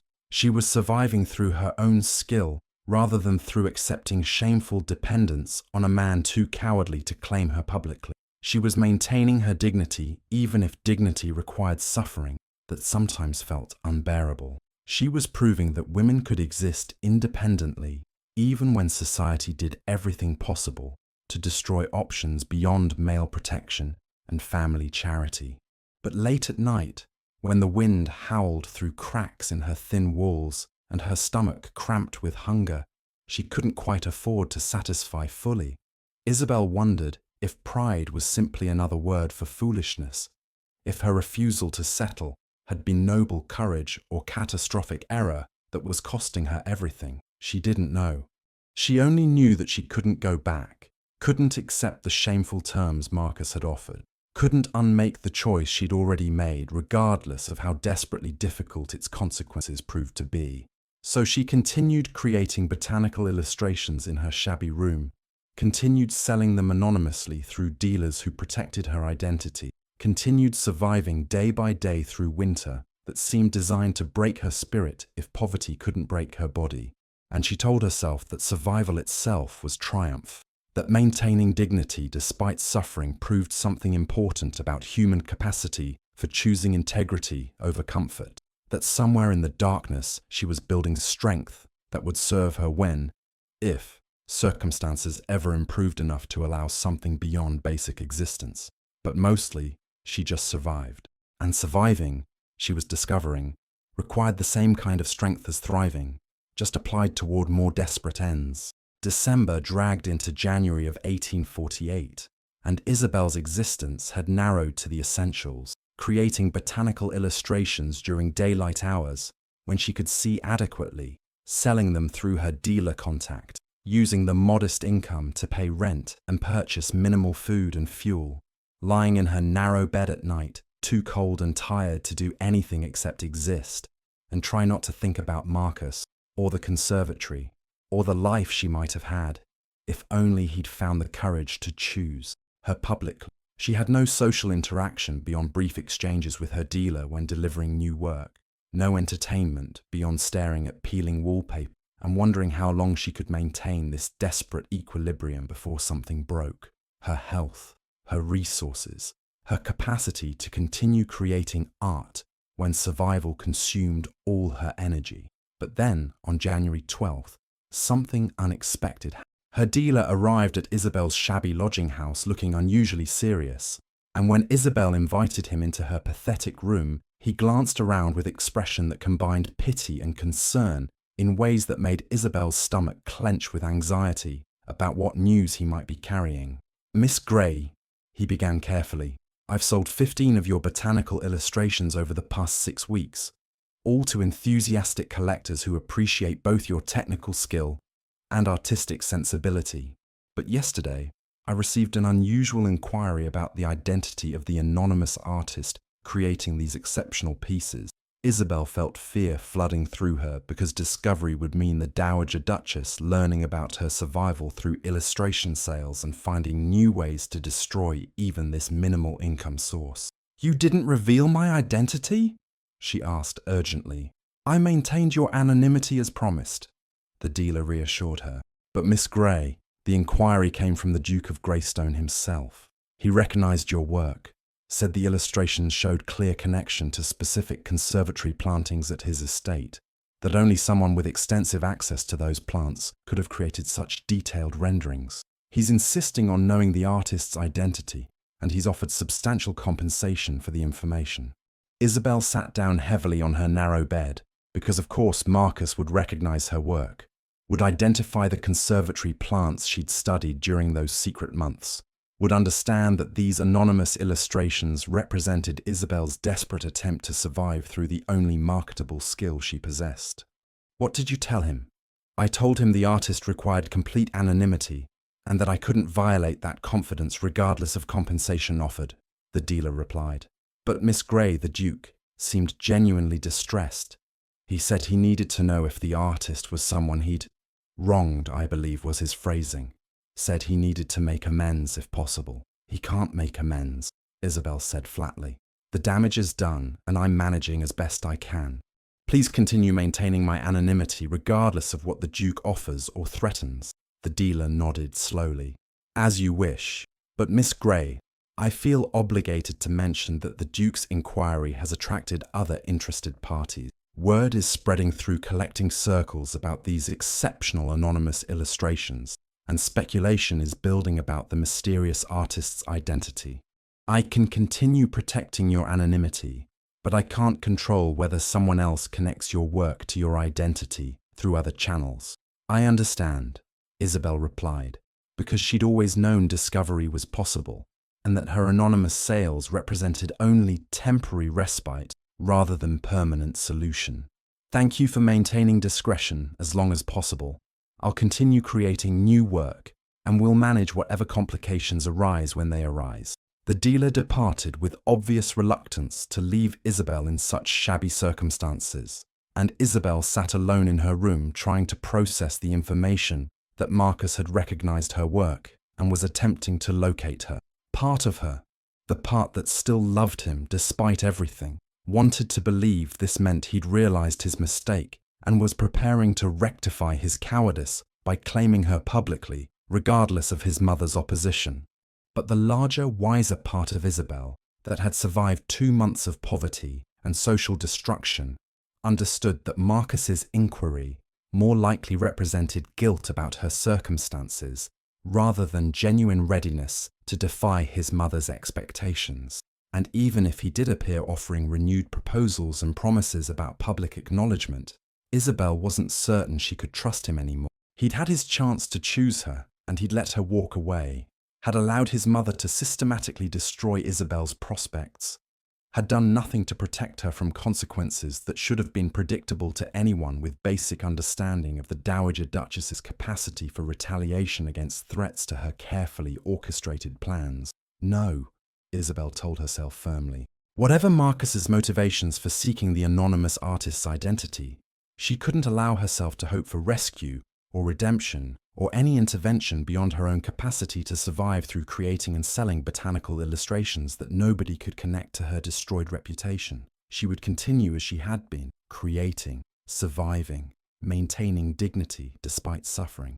And if Marcus eventually discovered her circumstance, then she would deal with that complication when it materialized rather than wasting energy on hope that would probably prove as empty as all his previous promises about eventual public acknowledgement. But despite her determined self-sufficiency, Isabel couldn't quite suppress the small flutter in her chest at knowing Marcus had recognized her work had been distressed enough by the implications to actively seek information about the anonymous artist, had used the word wronged in ways that suggested some recognition of his failures and their consequences for Isabel's welfare. It meant nothing, Isabel told herself. Recognition of wrong didn't equal commitment to making it right. Guilt didn't translate into courage. Marcus's inquiry was probably nothing more than aristocratic concern about someone from his circle having fallen on hard times, rather than genuine readiness to defy his mother and claim Isabel publicly, despite all the complications such claiming would create. But still, small, stubborn hope persisted, despite Isabel's best efforts to suppress it. And that hope, she feared, might prove the most dangerous thing of all. January continued its grey progression, and Isabel fell into feverish illness that she initially tried to ignore, but which eventually forced her to bed with chills and coughing that suggested something more serious than common cold. She couldn't afford medical attention and had no one to care for her, beyond her landlady's grudging delivery of thin broth twice daily, and Isabel spent nearly a week in fevered delirium, wondering if this was how she would die, alone in shabby lodging house, unmourned except perhaps by sisters who would feel guilty about having failed to protect her from the Dowager Duchess's systematic destruction. But on January 23rd, Isabel woke from fever to find herself being tended by a proper nurse in surroundings that weren't her shabby room, and it took several moments of confused observation before she recognized that she was in Greystone Manor, in what appeared to be a well-appointed guest bedroom, being cared for by medical professionals who were treating her illness with competence her poverty couldn't have purchased. "You're awake," said a familiar masculine voice, and Isabel turned her head to find Marcus sitting beside the bed with an expression that combined relief and guilt and something else she couldn't quite identify. "Thank God. The doctor wasn't certain you would recover. You were burning with fever when I found you." "You found me," Isabel managed, her voice emerging as a rough whisper. "Your dealer finally told me where you were living," Marcus replied. "I went to that lodging house and found you alone in that terrible room burning with fever and no one caring whether you lived or died. I brought you here immediately and summoned the best physicians in London." "Isabel, why didn't you tell me? Why didn't you send word about your circumstances rather than suffering alone in poverty?" "You let me walk away," Isabel said, anger giving strength to her weak voice. "You chose your mother's approval over me, and then allowed her to systematically destroy every option I had for independent survival. Why would I ask you for help after you'd already demonstrated that I wasn't worth fighting for?" Marcus flinched, as though she'd struck him, but he didn't attempt to deflect or defend. "You're right. I was a coward. I valued peace with my mother more than honoring you, feared her disapproval more than I loved you, let you walk away when I should have fought to keep you, and then I let my mother destroy you without intervening, without protecting you from consequences I should have anticipated and prevented. I failed you, Isabel. Completely and catastrophically I failed you." "Why are you telling me this now?" Isabel asked, exhausted and confused, and unable to trust that his acknowledgement of failure meant anything beyond guilty conscience. "Because I finally understand what my cowardice cost," Marcus replied, reaching for her hand with careful reverence she was too weak to resist. "Because watching you nearly die alone in that terrible room made me realize that some costs are too high to accept, that peace with my mother isn't worth your suffering, that I should have chosen you months ago, regardless of complications or consequences." "You had months to reach that realization," Isabel pointed out. "Why now? Why only after I nearly died did you finally decide I was worth defying your mother?" Marcus was silent for a long moment, his hand tightening on hers. "Because I'm a coward who only finds courage when facing consequences I can no longer avoid. Because I needed to see you suffering to understand what my choices had created. Because I'm fundamentally flawed in ways that nearly destroyed the only genuine love I've found since Eleanor died. I don't have good excuses, Isabel. I only have the truth that I was wrong and I'm sorry, and I want, if you can possibly forgive me, I want to try again with actual courage this time, instead of strategic delays and shameful secrecy. What does that mean? Isabel asked, too tired for hope, but unable to suppress entirely the small flutter of possibility that maybe Marcus was finally ready to be the person she'd needed him to be 5 months ago when she'd first demanded public acknowledgement. It means I've confronted my mother, Marcus said, and there was something almost like pride in his voice. Told her I'm marrying you regardless of her objections, that I won't allow her to destroy you further, that if choosing you means estrangement from her, then I'll accept that cost because losing you is worse than losing her approval. It means I'm done being dutiful at the expense of my humanity. It means I'm choosing you, Isabel, publicly, irrevocably, if you'll still have me after everything I've put you through. Isabel stared at him, searching his face for signs of performance or temporary resolve that would dissolve once his mother applied pressure, but finding only genuine determination and recognition of past failures. You confronted your mother. I confronted her, Marcus confirmed. Told her I love you, that I'm marrying you, that her opposition is noted but irrelevant to my decision. She was furious, threatened social consequences and financial manipulations, and all the usual strategies she employs to force compliance. But Isabel, I didn't back down. I told her she could accept our marriage gracefully, or she could maintain her opposition. But either way, I was proceeding with my choice regardless of her preferences. And she accepted this? Isabel asked, skeptical that the Dowager Duchess would simply surrender after months of systematically destroying Isabel's prospects. She didn't accept it gracefully, Marcus admitted, but she recognized that I was serious, that continued opposition would only alienate her from me permanently, that forcing a choice between her approval and you meant losing me entirely. So she's agreed to tolerate the situation, if not embrace it enthusiastically. Isabel wanted to believe him, wanted to trust that his courage was genuine rather than temporary enthusiasm that would fade once his mother resumed her manipulations. But months of suffering had taught her to protect herself against hope that might prove as empty as Marcus's previous promises. I can't go through this again, she whispered. I can't trust you to be brave temporarily, only to discover you value peace with your mother, more than honoring me once the initial drama has passed. I know, Marcus said, and the pain in his expression suggested he understood exactly what his past cowardice had cost in terms of Isabel's capacity to trust him. I know I destroyed your faith in my promises through months of strategic delays and shameful concealment. I know that asking you to trust me now after having failed you so catastrophically is asking for something I don't deserve. But Isabel, I'm asking anyway because I love you and I can't bear the thought of you suffering alone when I have resources to protect you and provide for you properly. Protection and provision aren't the same as love, Isabel replied. You can feel guilty about my poverty without actually being brave enough to claim me publicly, despite your mother's continued opposition. Then let me prove it, Marcus urged. Let me show you through consistent action that I've changed, that I'm finally brave enough to be the partner you deserved from the beginning. I'm not asking you to marry me immediately or trust me blindly. I'm just asking you to let me try to earn back what I destroyed through cowardice. Isabel studied him for a long moment, weighing her desperate need for survival against her equally desperate need to protect herself from further betrayal, and she made a careful decision. I'll stay here while I recover, she said slowly, and I'll allow you to demonstrate through action rather than promises that your courage is genuine rather than temporary. But Marcus, I'm not agreeing to marry you yet, and I'm not promising I'll eventually reach a point where I can trust you again. You broke something fundamental when you let me walk away, and I don't know if it can be repaired regardless of how sincere your current remorse might be.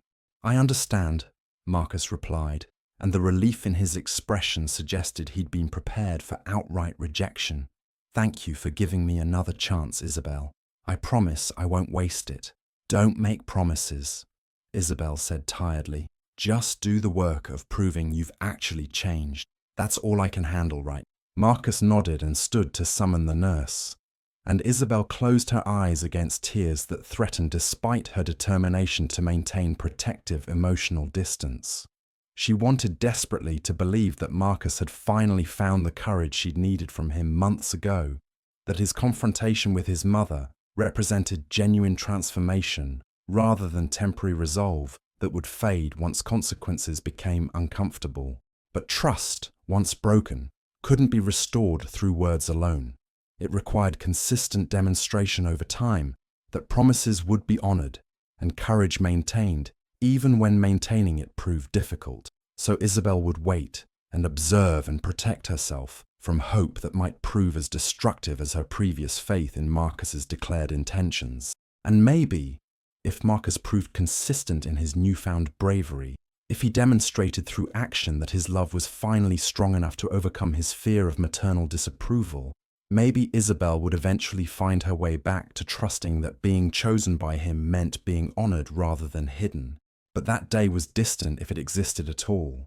And for now, Isabel simply accepted medical care and Marcus's guilty attention, while reserving judgment about whether his courage would prove sustainable beyond the initial crisis of her near death from poverty and illness his cowardice had created.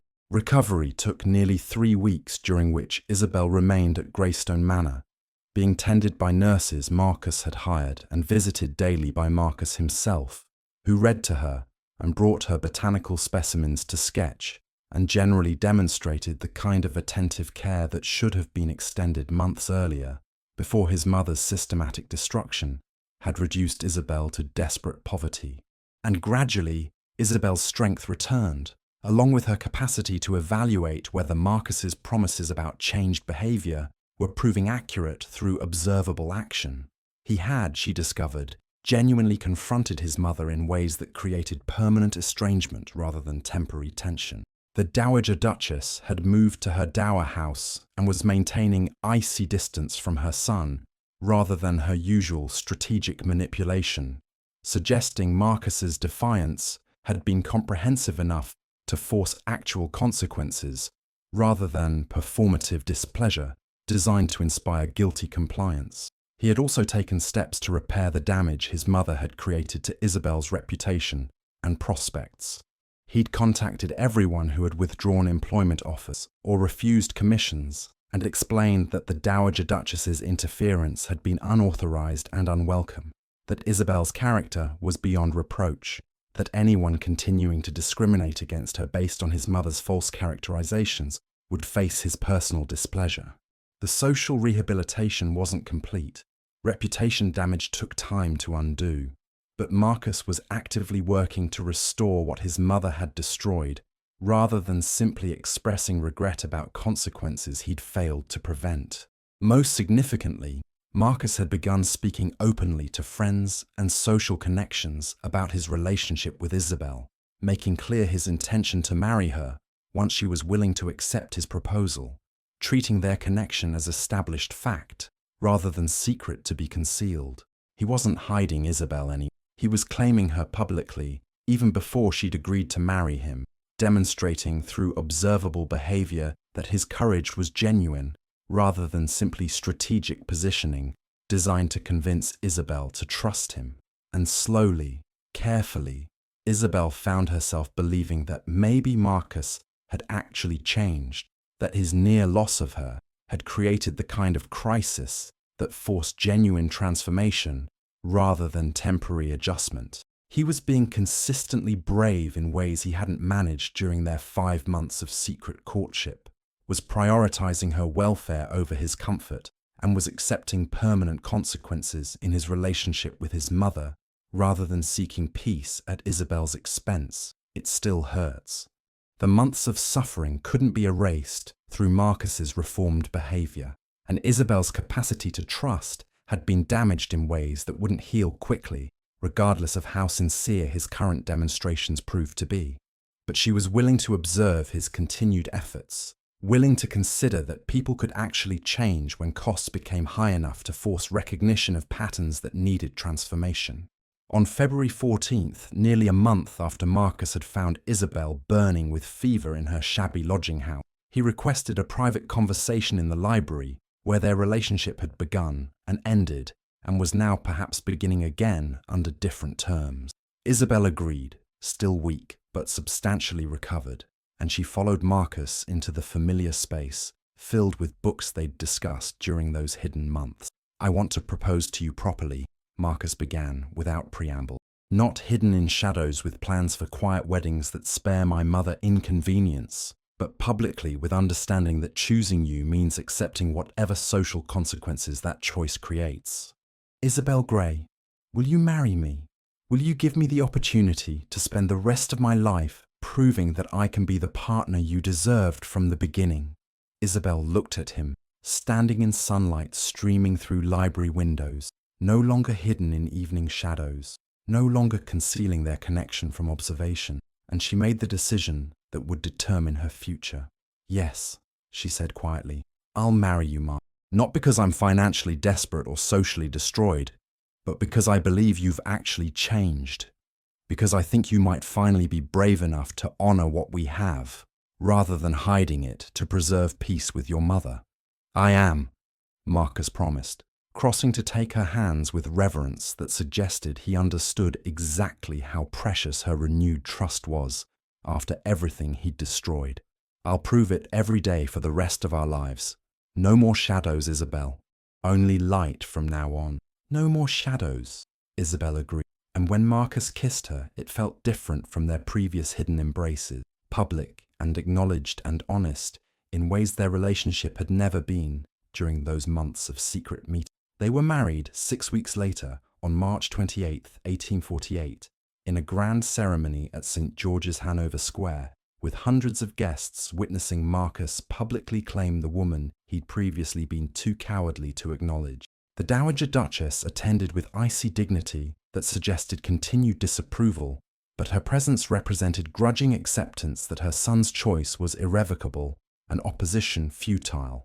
Isabel's sisters Margaret and Catherine attended with genuine happiness for Isabel's elevation, their cruelty having transformed into supportive affection once Isabel's position became secure enough that envy was no longer their dominant emotion.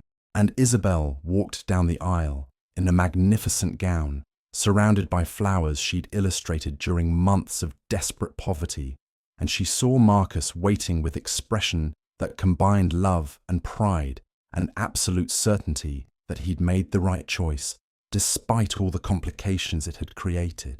She'd survived his cowardice and her subsequent destruction, had maintained her dignity through suffering that should have broken her, had refused to settle for hidden love that required her erasure, and now she was being honored publicly, was becoming Duchess through marriage to a man who had finally found courage to choose her regardless of maternal disapproval or social complications. It wasn't the fairy tale she'd imagined during those early months of secret courtship. Too much pain had occurred, too much damage had been inflicted, too many months had been wasted on Marcus's strategic delays. But it was real and honest, and built on his demonstrated capacity for change rather than empty promises about eventual bravery. After the ceremony, they returned to Greystone Manor for the wedding breakfast, and Marcus led Isabel through the house to the conservatory that he'd promised to restore. The clouded glass had been replaced with clear panes that let sunlight flood the space. The wild plants had been carefully cultivated without losing their essential character. Exotic specimens from around the world created collections that combined scientific value with artistic beauty. I promised I would fill this space with light, Marcus said, his arm around Isabel's waist as they stood surrounded by thriving plants in a conservatory that represented both his past grief and their current joy. I promised to restore what had been neglected, to bring life back to spaces that had stayed dark too long. I kept my promises, Isabel, all of them, including the ones I made when I was too cowardly to honor them immediately. You kept them eventually, Isabel replied, because honesty required acknowledging the months of suffering his cowardice had created, even while celebrating his ultimate courage. And that matters, Marcus. Not as much as keeping them immediately would have mattered, but it still matters that you finally chose me despite costs you'd been too afraid to accept initially. I'll spend the rest of my life making up for those lost months. I'll spend every day proving that I love you enough to be brave, that I choose you over peace with my mother, that I value our partnership more than I fear social complications or family tensions. I know, Isabel said, And she meant it because Marcus had demonstrated through consistent action that his transformation was genuine rather than performative. He'd paid real costs: estrangement from his mother, social disapproval from some circles, damage to relationships he'd maintained his entire life, and he'd paid them willingly for the sake of honoring Isabel rather than hiding her. Years later, when young women sought Isabel's advice about navigating relationships with men who wanted love in secret, who promised eventual public acknowledgement while maintaining current concealment, who asked for patience while they managed complicated family dynamics, Isabel would tell them her story about being loved in shadows and nearly destroyed by the experience before being claimed in light, only after devastating consequences forced the courage that should have been demonstrated from the beginning. Demand courage from the start, she would tell them. Demand public acknowledgement rather than accepting strategic delays. Demand to be honored rather than hidden.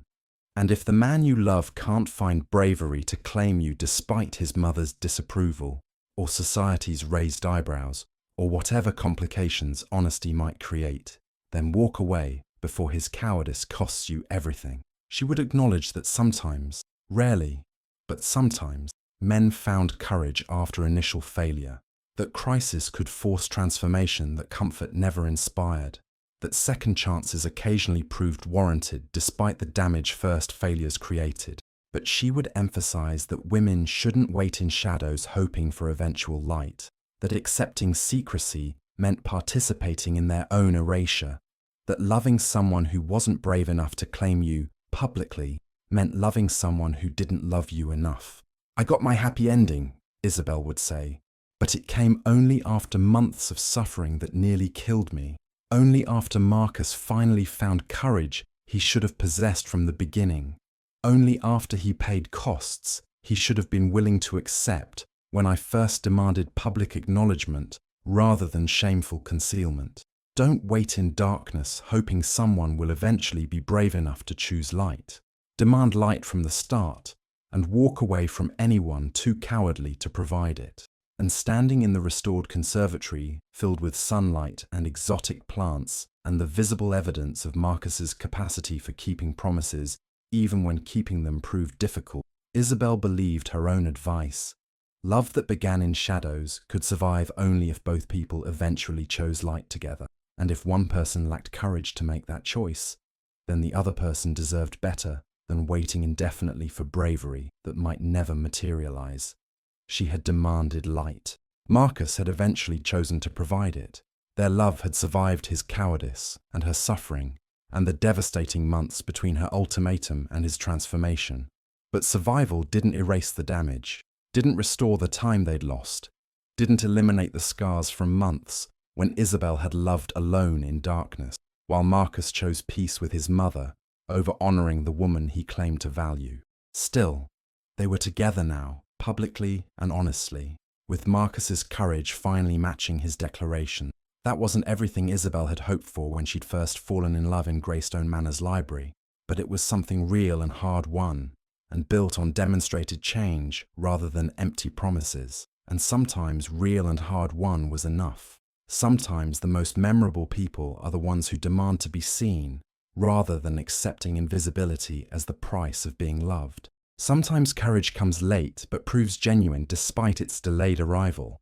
Sometimes love survives shadows, but only if both people eventually choose to step into